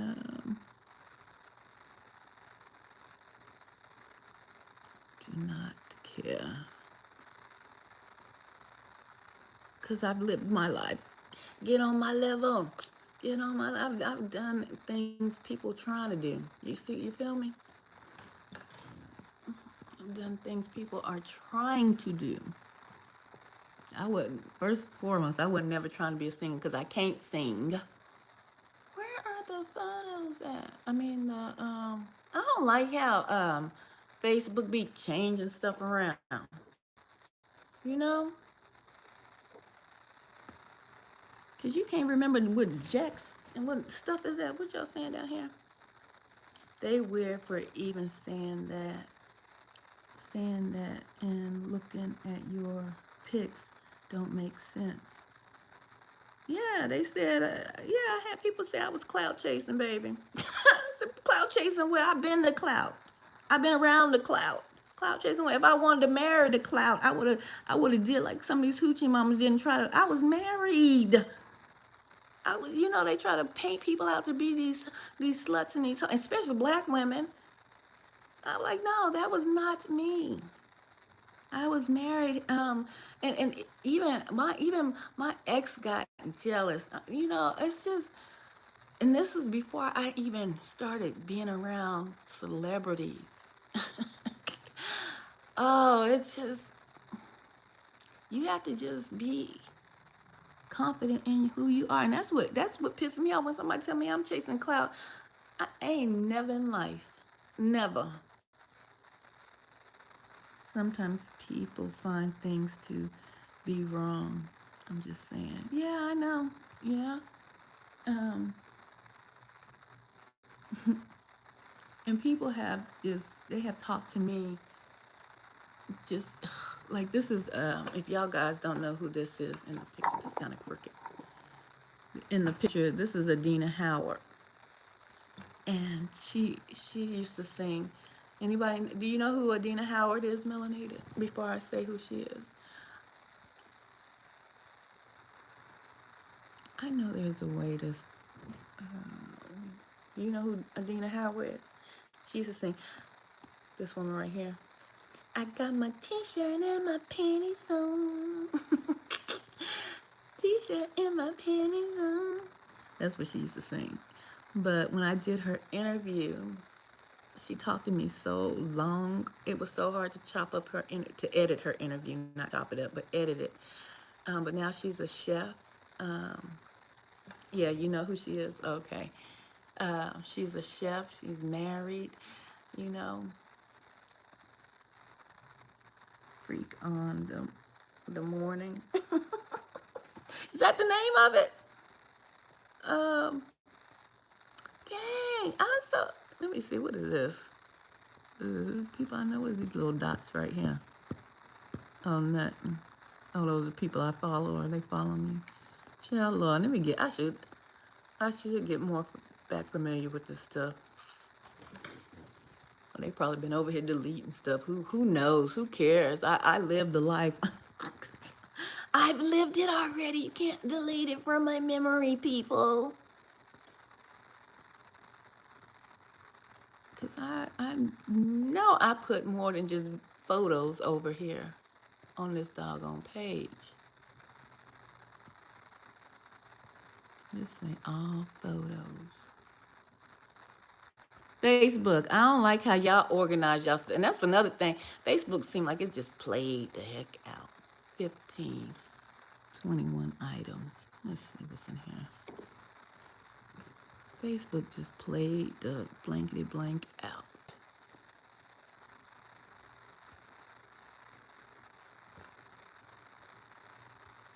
Nobody, manage posts.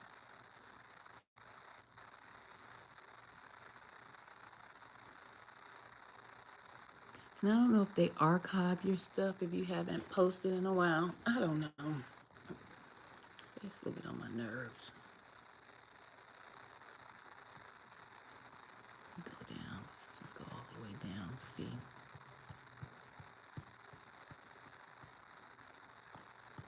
Yeah.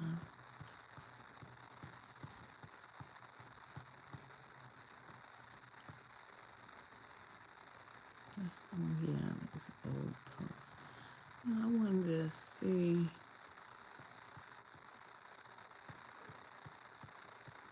I know I have some old doggone interviews on here.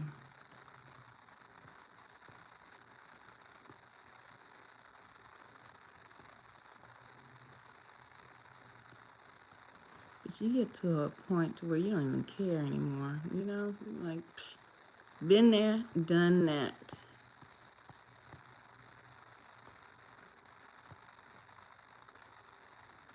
Let me see. Is that an interview with who? Midday Jams. I forgot I used to do midday jams with y'all. Oh, let's listen. Can I listen to it? House in the code, the PR. Hanging with the boss lady. You going out, baby? Yeah. That was just that was in 2022. Let's see what I was talking about. This is like the fourth time I have tried this broadcast, yes indeed. And I'm quite upset because guys, so I know I'm probably over on House in the, and I'll be back later. It won't be. This is going to be a test. I will come back once we get this. I forgot I used to do the midday jams with y'all. This guy right here is he used to be Puff Daddy's AR. I interviewed him a long time ago. He came down here, Conrad Da Vinci. What's that one?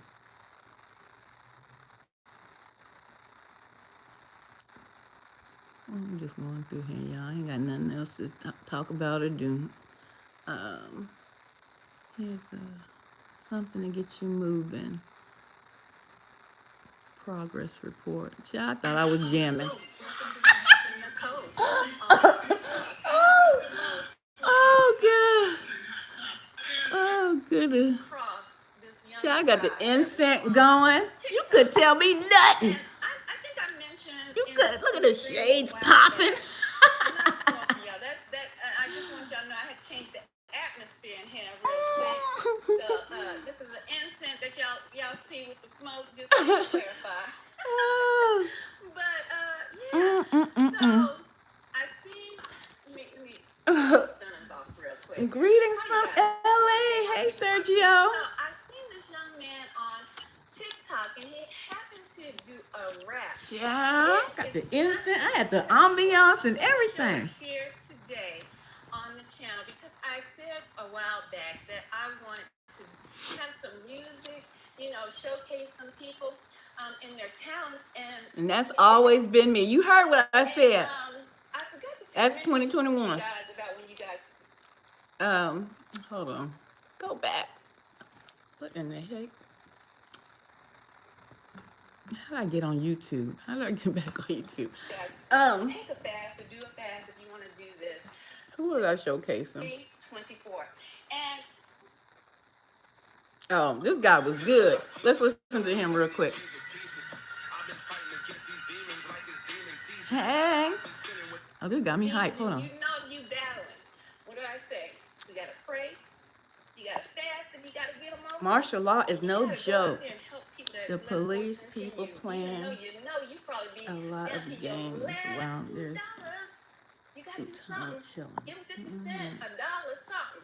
Those blessings are seeds that you're planting that's gonna come back to you. Okay? It's gonna come back to you. Here we go. A lot of it's going on with my state. I'm gonna read this in a minute because I want to address that. We're gonna listen to this guy real quick.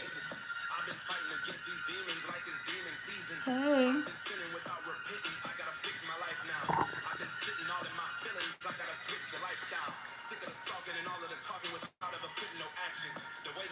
Come on. God been showing me grace when I be his lawyer, he's still being true to me.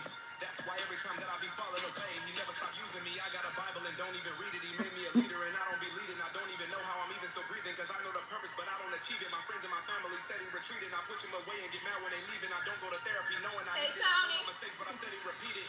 But I can't fall in traps. The weapon is formed against me, catching me slipping when I don't distract. Hey. It's difficult trying to resist it whenever he's sitting it right in my lap. The enemy setting the trap, trying to get me off the map, and I can't fall in traps. The weapon is formed against me. Y'all, that's it. If that make you sick, that makes you sick. He was jamming. I follow him on TikTok. More time. Let me hide. He was jamming. Play it again. Oh goodness.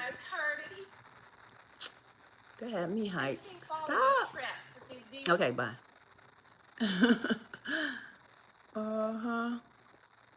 That's when we were having fun on this channel a little bit, y'all.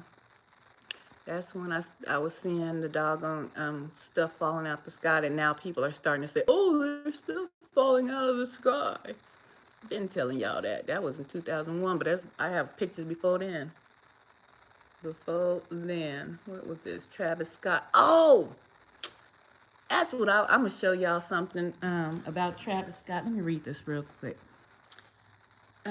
You were saying, is that in my state you were talking about, melanated? To watch, be careful about martial law and all that? Nikki. What's up? What's your opinion on weather manipulation? It happens. They got HARP. Um, they got all kind of weather manipulation machines and gizmo cloud machines, and yeah, it happens. They definitely got their hands in everything. Even with the video I had showed earlier today about on fate, not on this on YouTube, when I was showing y'all the chariots in the sky. If you pay attention to the sky, you could see patterns of a what do they call them when they spray the chemtrail patterns, because they were trying to cover up, have the clouds start covering up what I was seeing.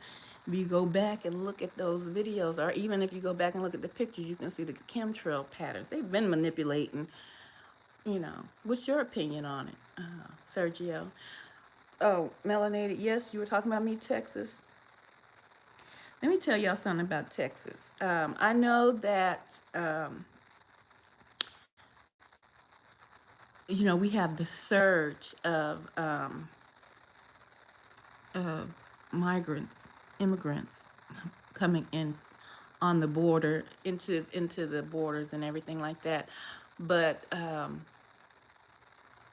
would have to say that Texas is the safest place that anyone going forward could be. The safest state to be in would be Texas. Although we have the insurgents going on with the migrants and stuff, but there's people down there at the border and everything to fight. I wouldn't rush to the border to fight. I'm not saying come down here to fight, go to the border, but people don't understand how big Texas is.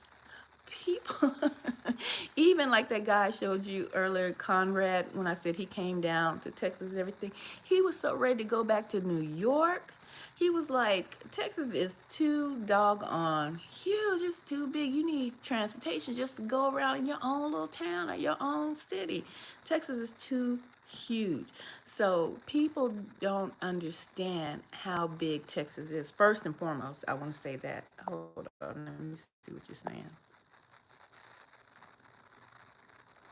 um, Texas, that fencing thing is a ploy. Yeah, I wouldn't. Yeah, I would. It is a ploy. I wouldn't go down there.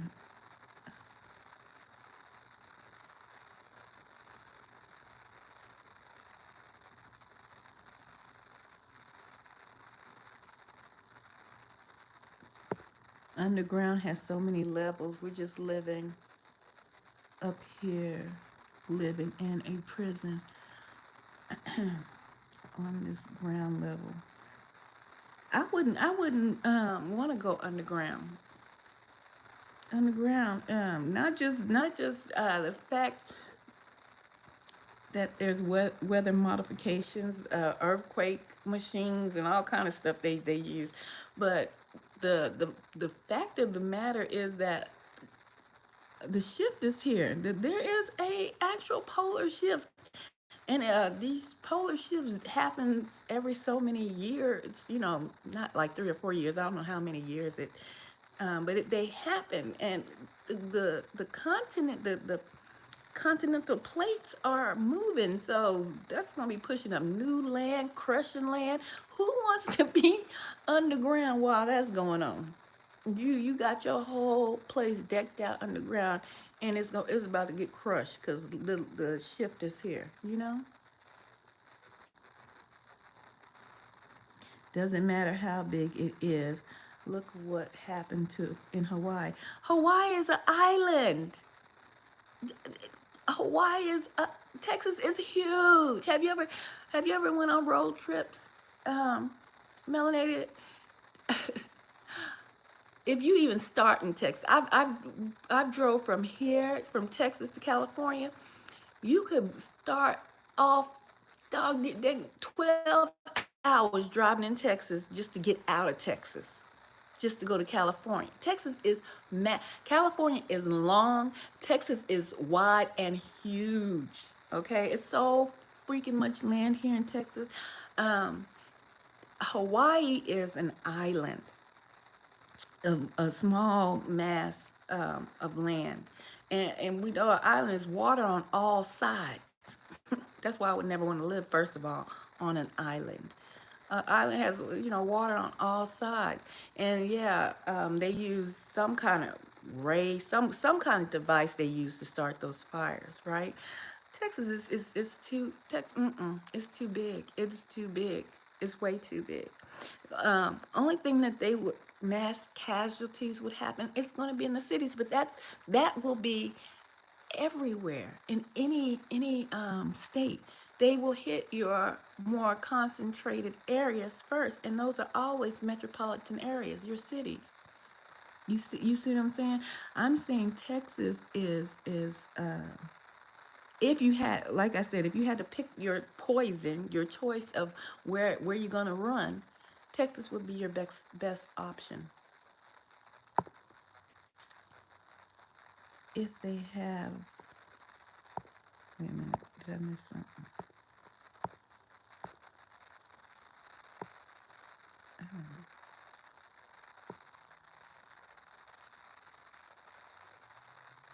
Yeah, people been coming over here way before Mexico. Yeah, let me tell you something. I ain't hating on folks coming over here because this wasn't they.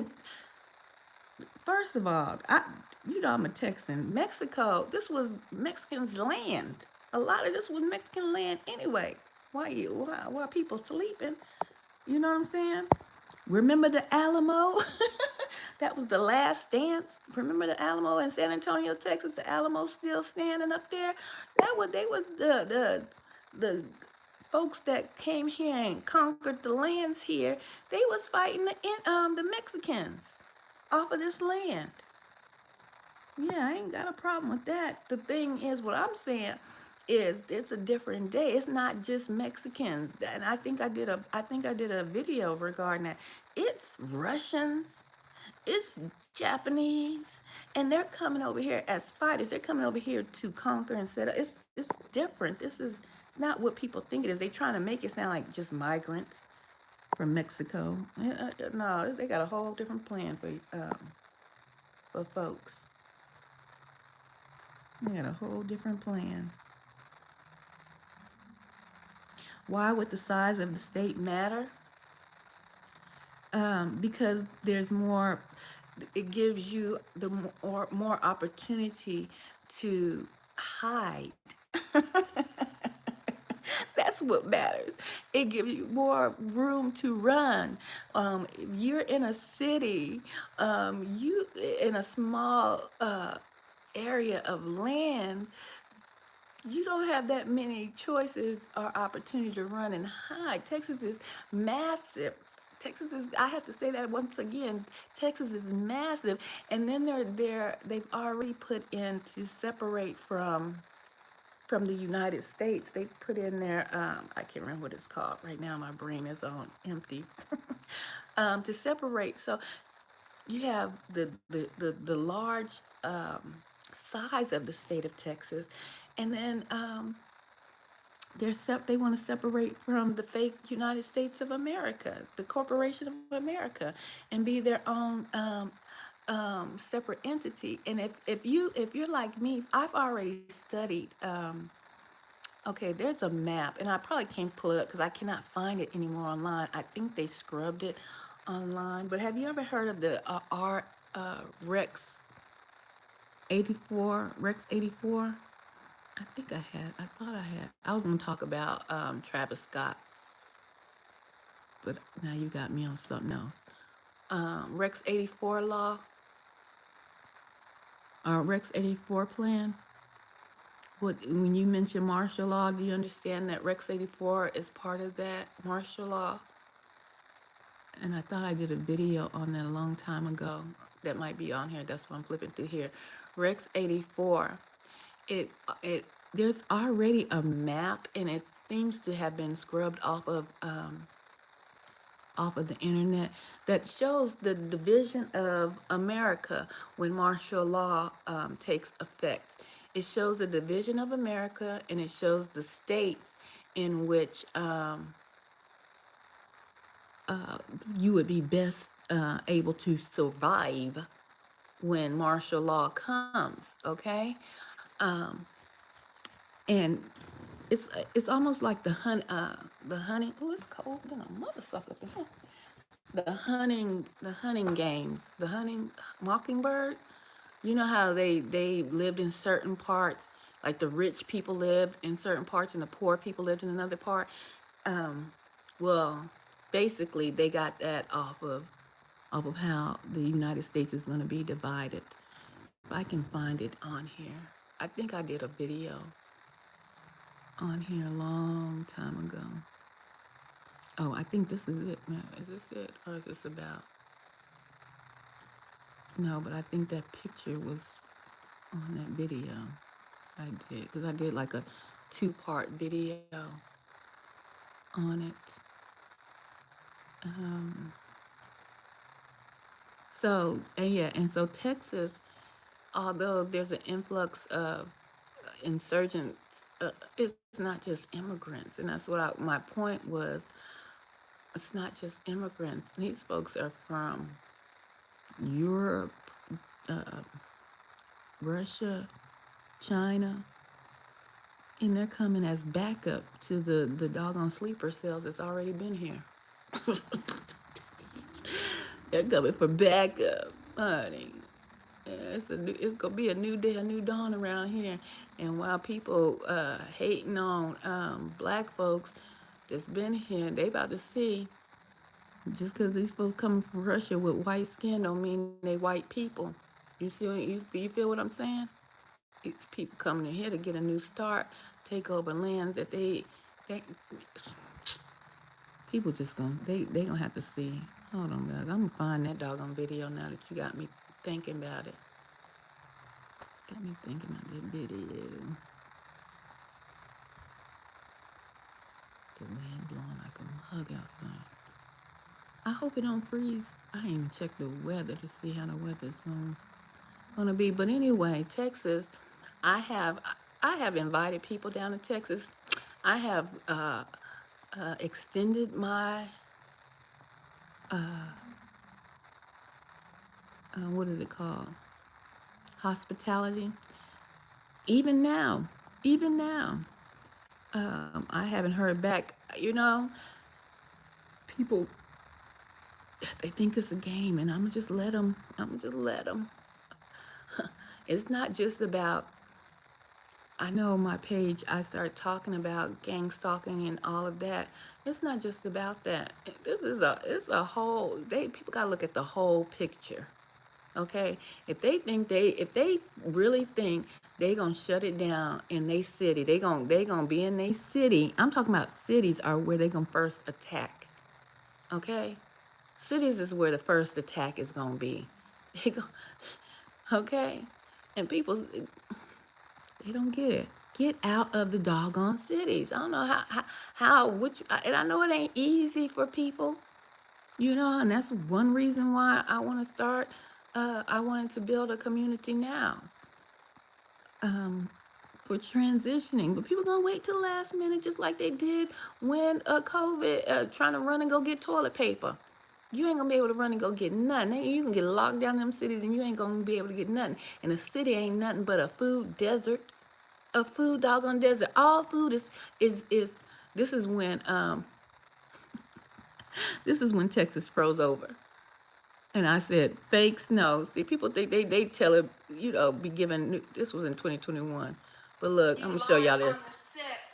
I'm a clown. I'm always clowning. I am filming my next. I was clowning. Somebody said, burn the snow. The snow didn't burn. The snow is fake. I know y'all see this. The snow is burning. Y'all see how the snow turned black? It's burning. It's not dripping from here. Did y'all see one drop? You see it coming from my hat. Do you see any drops coming from the snow? Is fake, y'all. I never did this before because we never had snow like this before. That's when Texas froze over. And I burned snow. But what you say, what's underground of Texas? Why are you worried about the underground of Texas? Bedrock. Bedrock. Let me see what you're saying.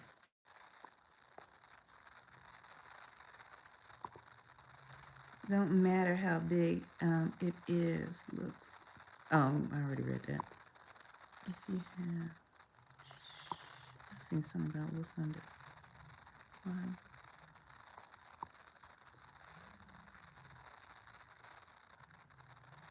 What is underneath Texas? Layers of underground bases. Um,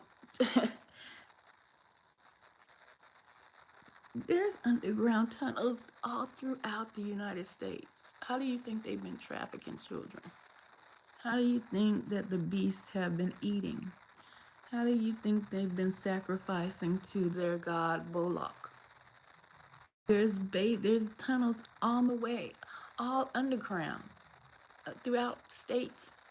That's how they've been trafficking and feeding their god Moloch, Moloch or Moloch or however they say his name. That's how they've been getting their blood to for their adrenochrome. Underground tunnels throughout the United States of America. If they have tunnels in the ocean, yeah. Living Dead movie. If they have tunnels in the ocean, Return of the Living Dead movie. What? I haven't seen the Living Dead movie. What regarding? It's something with the ocean. Oh, meaning they're capable of anything. Oh, right. I ain't worried. You ain't worried about the city? Oh, you must be in the city. You were speaking in general, yes. That's what I'm trying to say. You must. Are you in the city? The city is the work. Look, as a strategist, and I'm not a war strategist by any means, but stuff just comes to me, and maybe it's due to my age and me being around long enough, and not focused on. We just went through my Facebook, and I wasn't just focused on celebrities and things like that. What piques my interest is what I've been telling you guys about government history and things of that nature. So all these thoughts have always been in my head. I've always had that survival instinct, a survival um, instinct. I can't. That's what it is. And so if I was just sit here, and then probably due to my dad too, because we played games like Risk, um, and and those were like military strategy games and games to make you think. So with that being said, I always think I don't. My mind is not just focused on the futile, uh, the nothingness of this world. Um, I think just like the businesses that I've started, it's always been about people. And so when I think of survival, I don't necessarily think of myself. I think of myself as being an instrument in um, a aid, an instrument in the aid of survival of people. I don't think of myself as being, um, I want to live, I want to survive. I think about women and children, men. Let me tell you something. And this is not directed to you, melanated. But America's, they are the softest,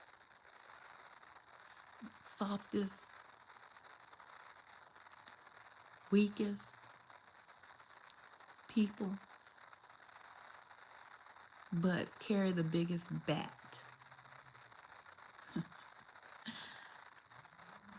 They are the people who carry weapons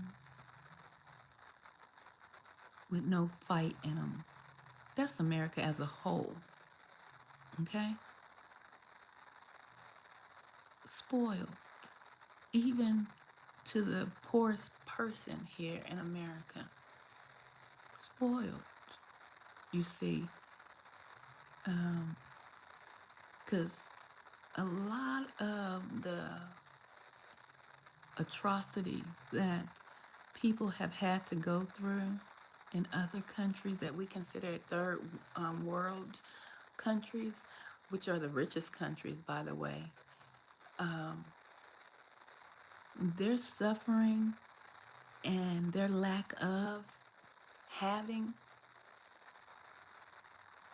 it it supersedes anything that we can even contemplate here in America. You see,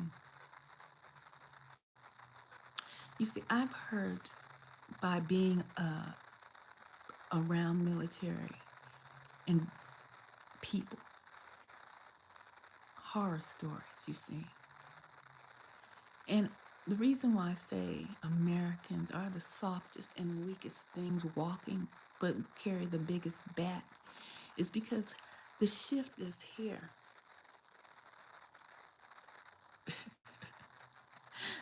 The shift is here. And those atrocities, the lack of, the famine of the land, is getting ready to hit America. Do you understand that it is going to get so bad that women will leave their newborns on the side of streets to get away for their own survival? Dads will leave children, their own children, on the side of streets. You think people are selling children now?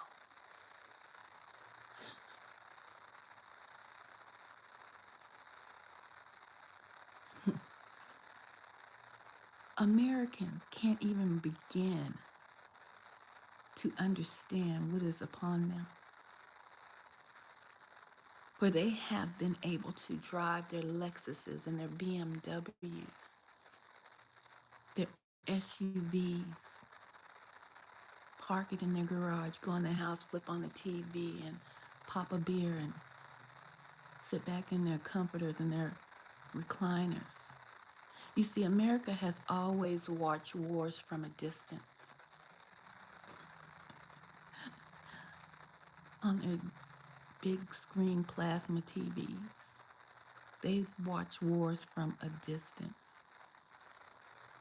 The war is coming to America, and they have no clue how to even survive, how to even handle what is coming to their doorstep. So trust me when I say I've heard of atrocities, of war, that America, the general public, could not even imagine happening right in their front living room. They think that they'll be able to pick up the phone and call 911. No one's coming. The police that have been brutalizing people in the streets will be brutalized.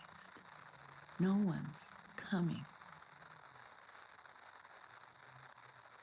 But they sit here in their slumber with their jelly bellies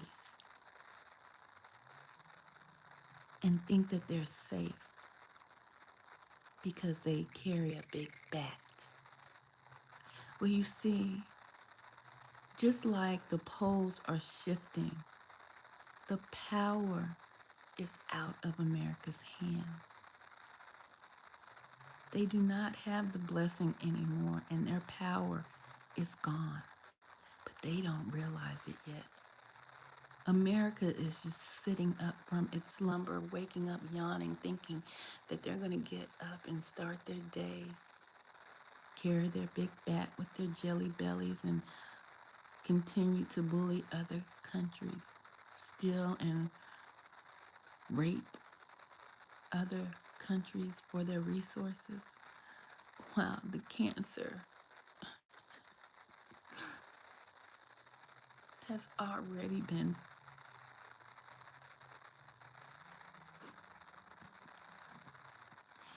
in all parts of its states. And now it's spreading. And it's too late for America. But they'll keep feeding their jelly bellies until they hear that last thump. Boom, boom, boom, boom.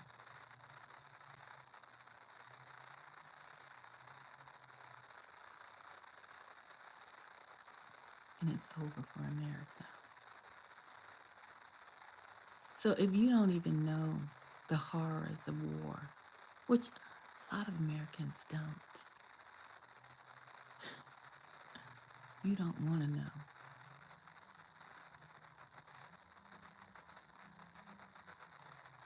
See, I've heard the horror stories from soldiers who've actually been in war. I've heard how grown men start to cry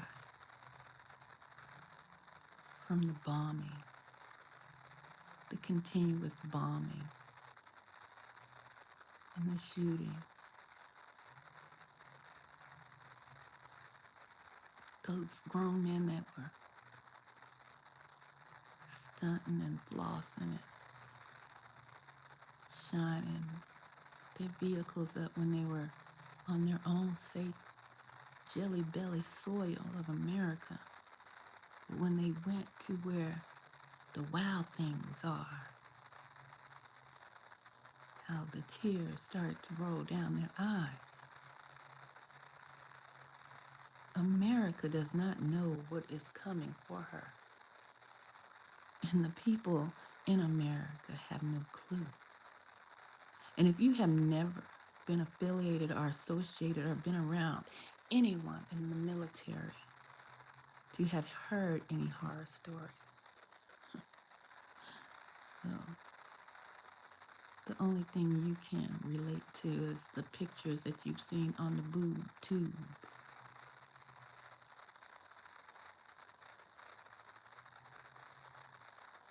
There are people coming for anyone.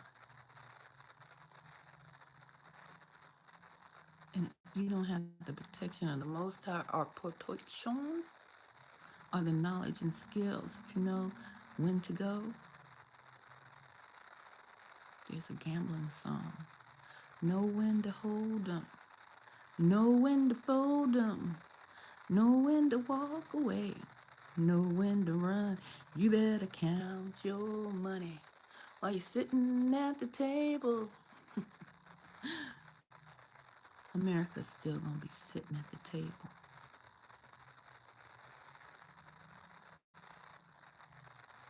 Because she don't know when to run. She doesn't understand that this war is in-house now. And she's not ready. That's all I'm saying. So when I have told people, come to Texas, it's not because I'm lonely. I can stay by myself forever. I've heard men say that they're scared to die alone. For me, that's freedom.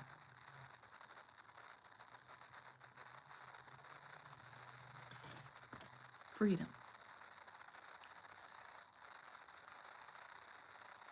What I understand is even the hardest man who thinks, well, they think that they are hard on these platforms in these digital realms.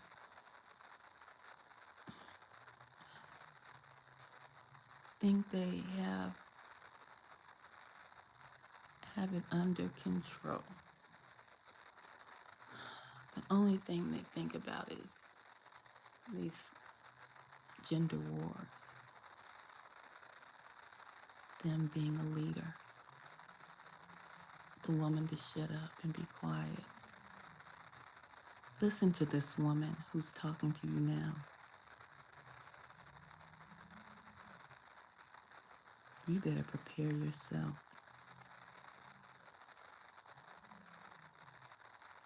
Every man is not meant to be a leader. Some men will lead you straight off a cliff.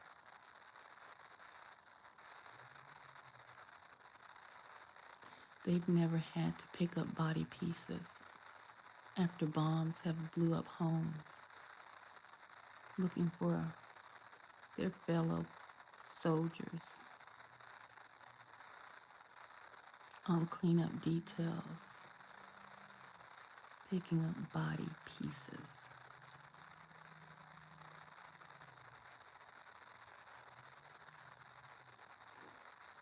Heads and arms and legs,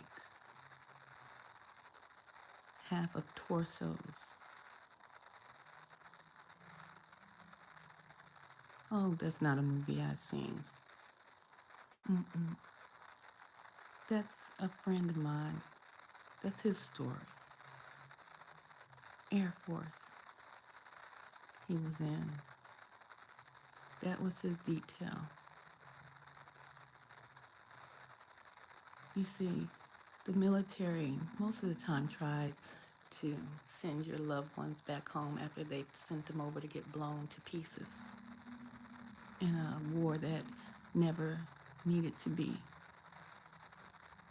But then they send young guys over there to retrieve arms and legs and guts and brains. You see. And see, those young guys, they come back to their families. They've made it back. But did they really make it back? Or did part of them make it back?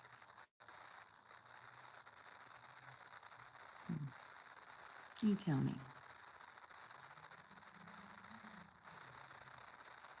When you are supposed to be the upright United States of America, and you're supposed to be guarding prisons, and yet and still you force men, brothers, fathers to rape each other in front of mothers to get information, intel. But you are the upright, honest soldiers of the United States. America is not ready for the atrocities that are about to unfold on them. That's what America's not ready for. So if you think that you're going to hold on and bunker down in your cities, you should think again. They have been training for urban combat. They're ready to come in and sweep your buildings, your basements, your cities.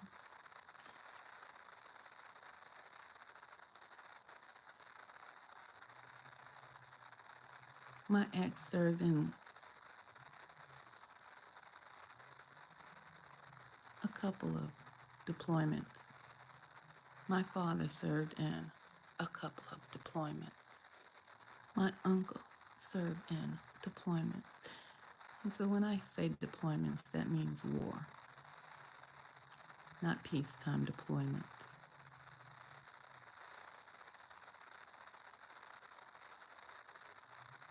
In war, people turn into things that you don't even expect of them because it almost releases a monster inside. They even turn on each other. And then they give it a nice little turn so the mothers and the fathers back home won't be too upset. You know, your son was killed today on the military base. He was on garrison, and that's the military base, and it was friendly fire.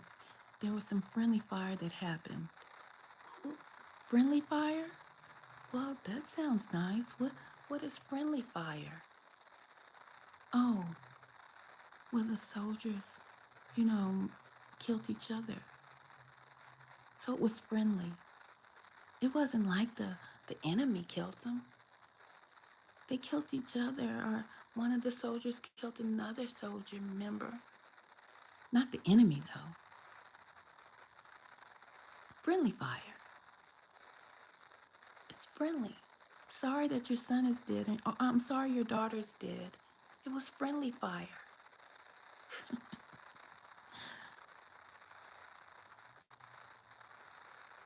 You wonder why so many people have PTSD that's their PTSD was affiliated with serving in the military and being deployed. It's because you don't know what these people saw, did, or didn't do.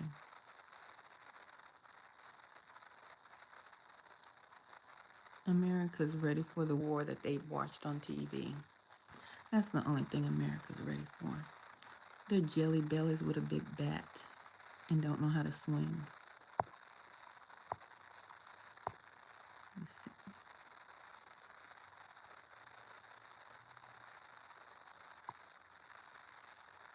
The Federation got me.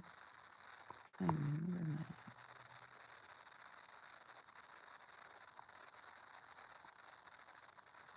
I used to talk about all these things a year ago on Facebook 2010. My family is from the South, so I know how to survive. That's what's up. I'm not a typical woman. Okay.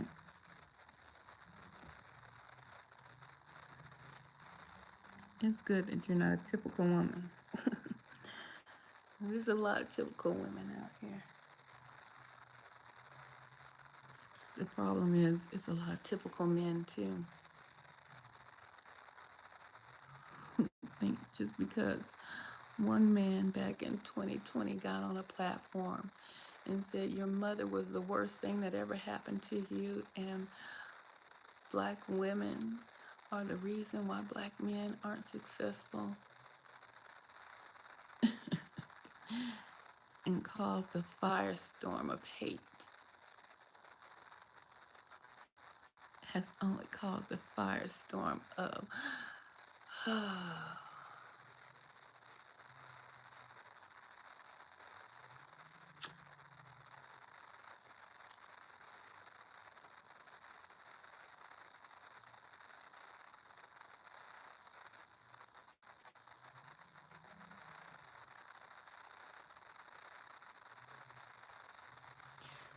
I could just imagine this war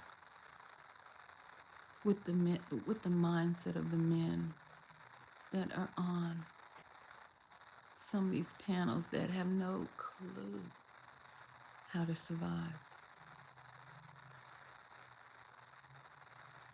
But they have this shut up and be quiet mentality for women, and so many women have served in the military, have been to war, have come back and gone, been sent back into battle. I've met snipers. I've met women that go pick up body parts, sew people up. But you have men that are on these on these digital platforms with this mindset of madness. Man is the leader. Be quiet and shut up, woman. And they have no clue what's coming for them. And they can have a top decorated military vet woman right next to them who tells them, get down, duck, come this way, low crawl, roll this way. And they'll say, shut up, woman, and get popped right in the head because they think they were the top shit on the corner, and because they were the blood or the crip leader or the whatever gang you might think that's running around here and don't have a tactical training in their body, just have street training.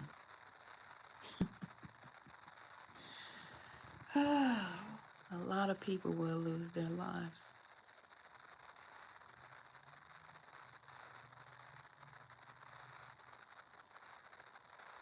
And a lot of them will be men. They're getting set up for the okie doke. They getting smooth set up for the okie doke.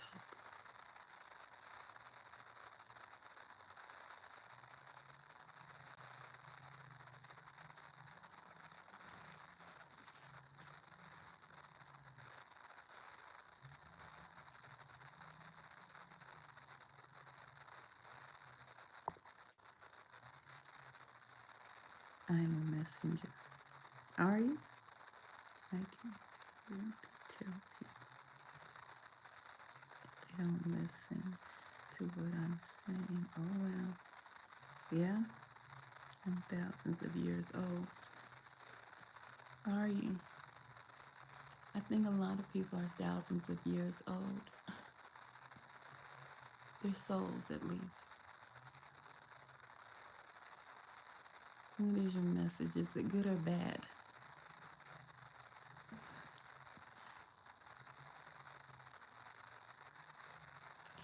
There was that guy I dropped today. I can't remember his name. He's a rapper. I can't remember I never listened to him, but what he said, his message that he said about enemies, and I dropped it on my platform today. I remember hearing an interview, and he was saying that he was an old soul, that he had been here before, since everybody in the music industry, they say, are demonically possessed. This could be true. This could be true. I'm not saying that it couldn't. It's not.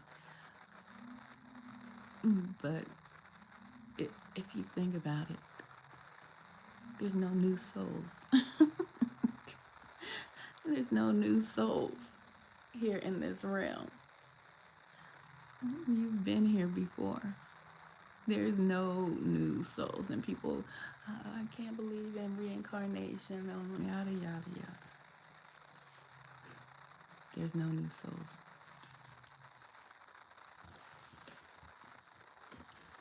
You've just left and come back, and again and again. The demonic souls have been trapped here until their final judgment. But all in all, in reality, there's no new souls here.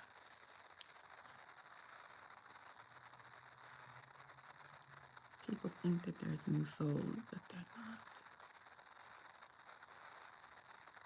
They just can't remember. And I thought I was looking for that doggone video. They just can't remember that they've been here before.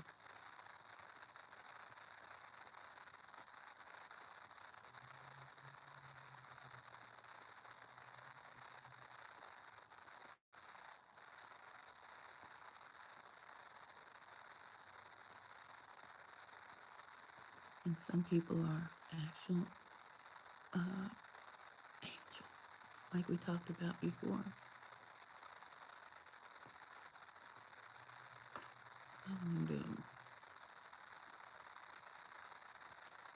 I'm probably not gonna find it because I don't know. That was a while back when I did that video.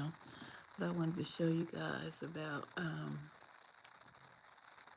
they've been ready for urban war, urban warfare.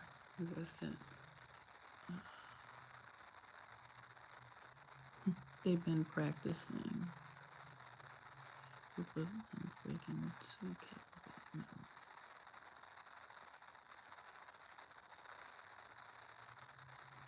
This chick, these folks interviewed a lot of folks. Help share their information.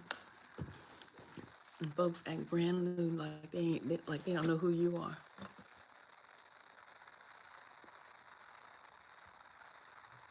What's that?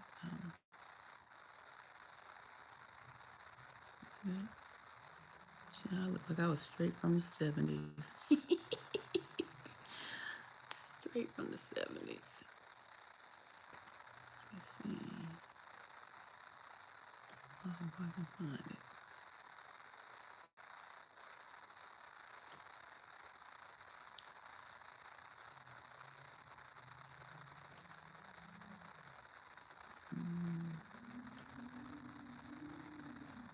But all I can say is people not ready. People are not ready for war in the United States because you ain't never had to do this. You ain't never had to do that in America. You ain't never had to drink out of a muddy pond. That's what you ain't never had to do.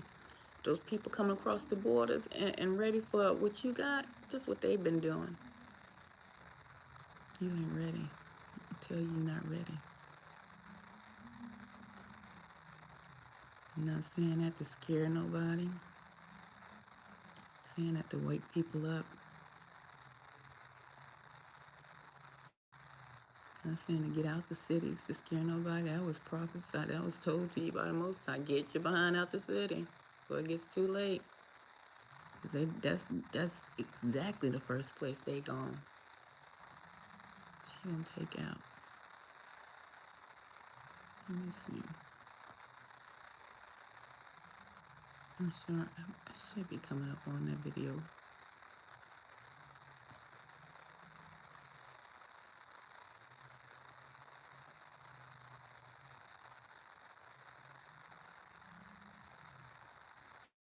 The lack of things turn people into something that they never thought that they would turn into.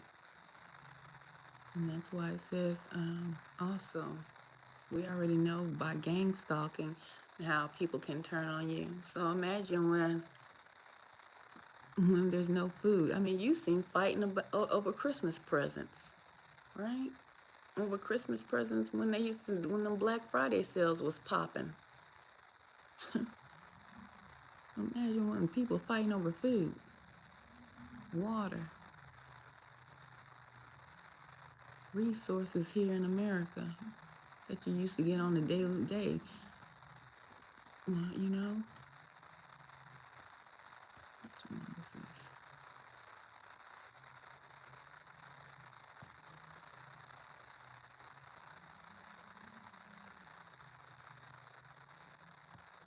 So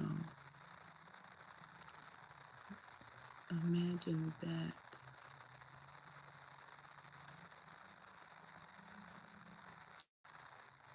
I did a breakdown on did y'all ever see this movie? The Project Power. I did a breakdown on that, decoding that. I'm not gonna look at that just yet. I want to find that other. Talked about old boy's mosquito project.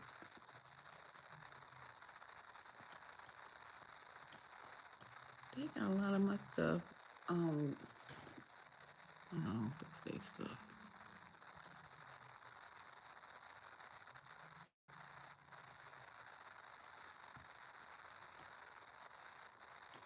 Let's see. It's 1 o'clock in the morning. Oh, that's it. You loading. I don't know. This thing is loading. Yeah, it's loading. What is that? Oh, that's the breakdown identity code and Independence Day.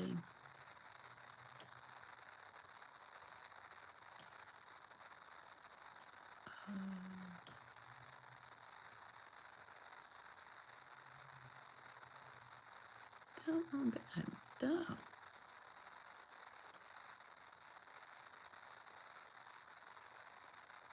I know it shouldn't have been that far down. Good gracious almighty.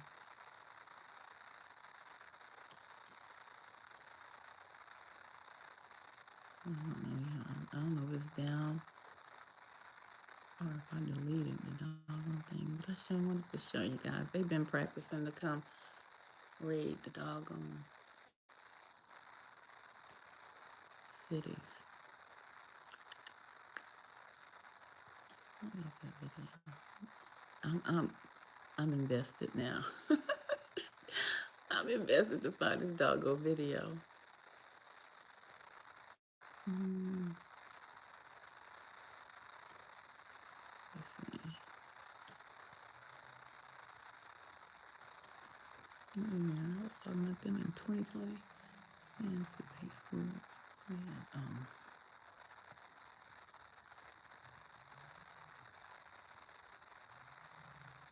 let's see. Quiet Storm, rest in peace, Betty White.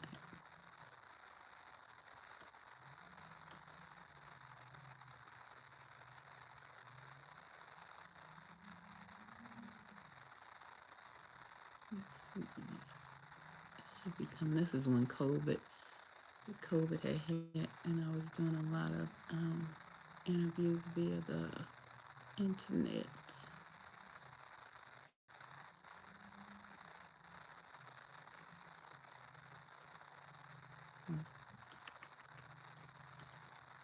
Um, that was my tangent before. I think these are the interviews I was telling y'all about. I was looking for on Facebook, and a lot of people. That's why I don't mess with Facebook that much. These people know they fraud. They fraud over here. But I get it. I get it. I know I'm a target individual, and people gonna do what they do and lie and act like they wasn't interviewed. Like I ain't interviewed them. Like they don't know what it's about. And had they was cheesing, getting they, people try to get on where they can get on, and then turn around and act brand new. I'm gonna find the dog.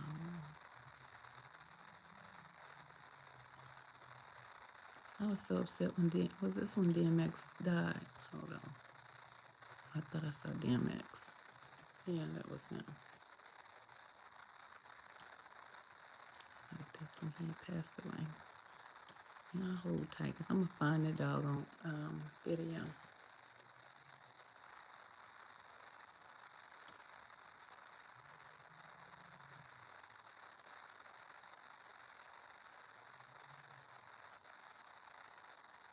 hmm I just,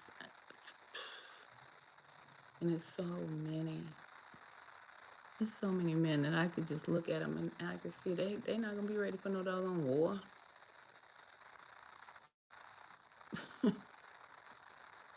They're not gonna be ready for no war. No war that touched down over here. They think the war is gonna be overseas. They think the war is gonna be in somebody else's country. Nope, it's America's turn.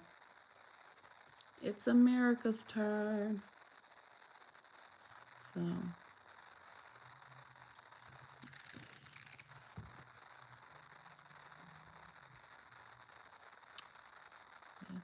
because I wanted to find that video because I was hoping that it had that map on there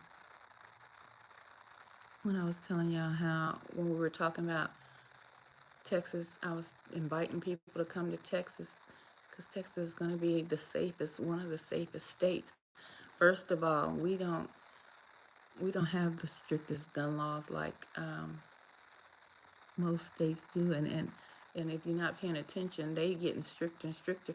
Once they take your weapons away, what do you have to fight back with? First and foremost, you understand?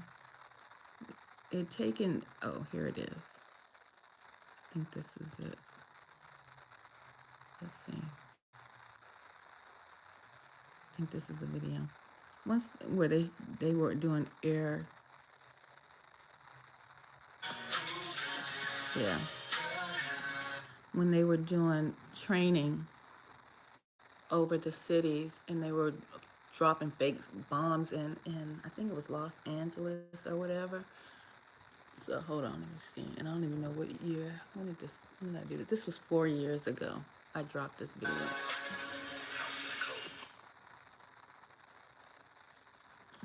Prada, Gucci.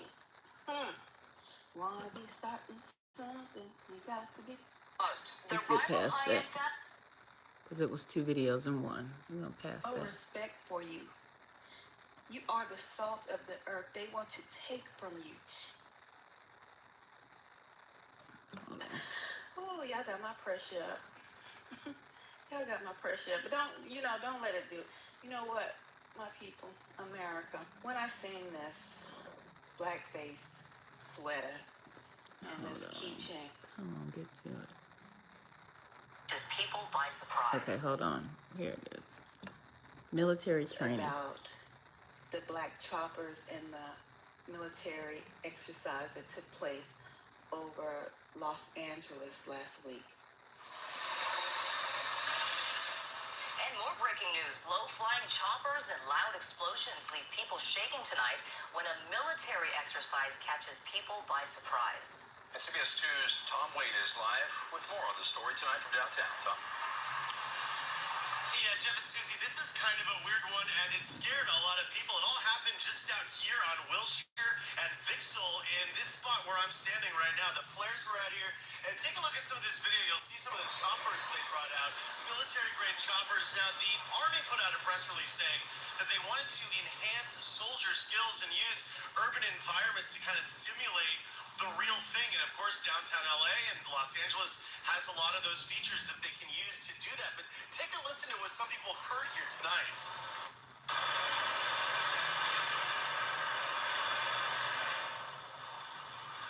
Yeah, it kind of sounded like real gunfire, real bombs, real explosions. But again, all precautions were taken according to Army representatives, and they actually spoke with the LAPD and other representatives from the city.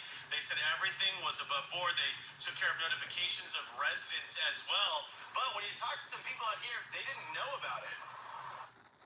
I can just see helicopters drop in, helicopters move, and then you can just hear boom, like flash booms. And then every now and then you would hear a couple booms on, I think it was that building over there. You knew what was going on, but you thought it was pretty cool.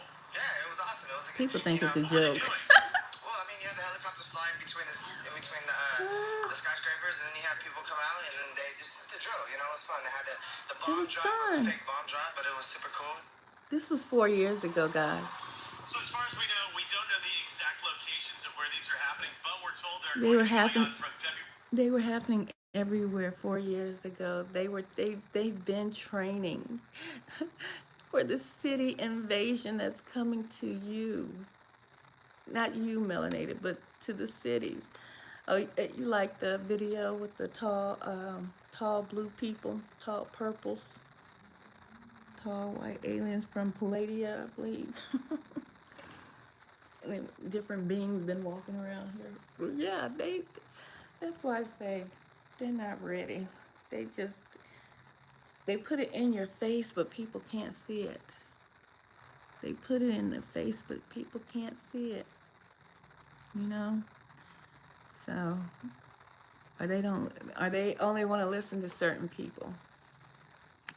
But I dropped this 4 years ago. Let me see what else it says on here, and then I'm going to end this live. To the 9th here in the area. Reporting live downtown, I'm Tom Wade, CBS 2 News. They wanted to train to see how it would be to do an urban assault in a real live city setting. So they basically had training right over Los Angeles.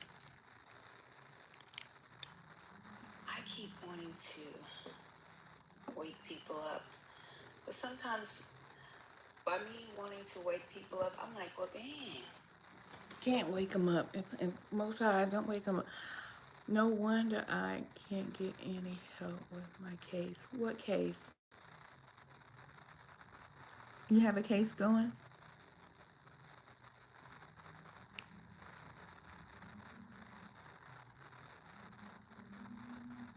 What case are you talking about? But yeah, um,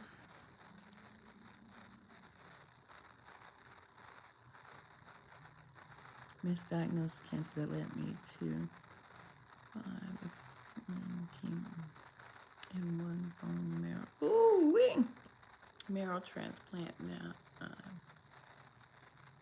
Dang. Sorry to hear that.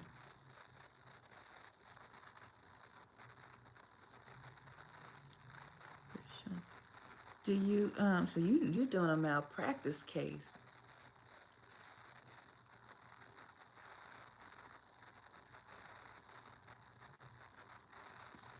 Mm, I know. I feel you. I feel you on that. Is it malpractice that they misdiagnosed you at first and then it got worse or something? And then how do you have what's the basis of your case misdiagnosed malpractice?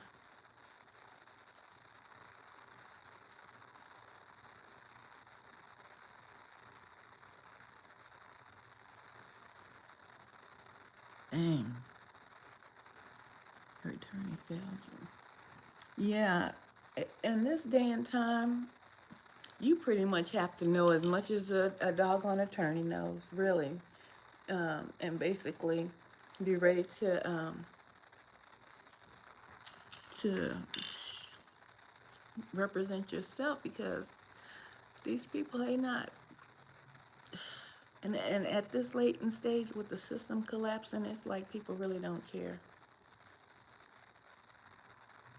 Crooks, that's right. Oh, Lord, you have someone else's info in my file. Oh, yes, honey.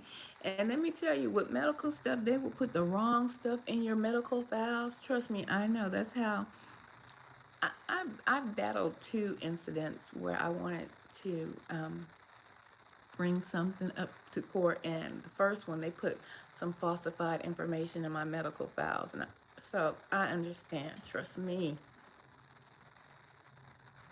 this is a hard journey. Yeah, but just keep being strong, and and the most. Ooh, see, that just makes me want to have a facility so bad because that's the programs that we need to have. That we need to start learning how to fight the system or fight within their parameters. You know what I'm saying? Uh, it's crazy. And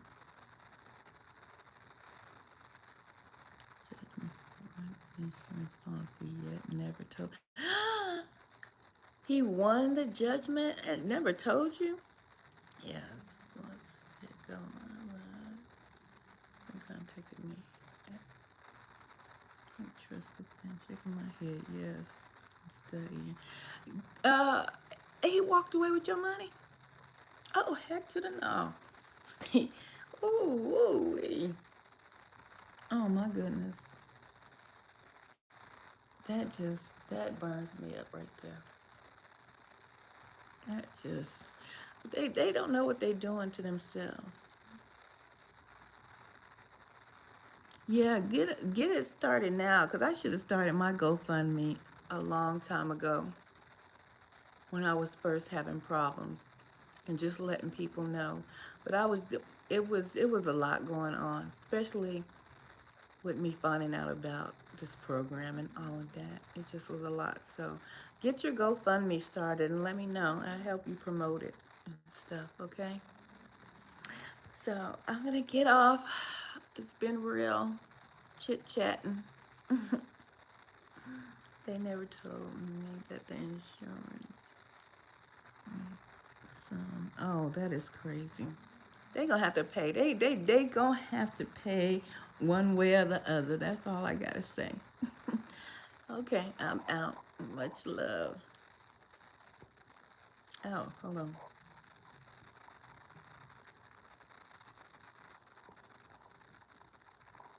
You're welcome. Good night.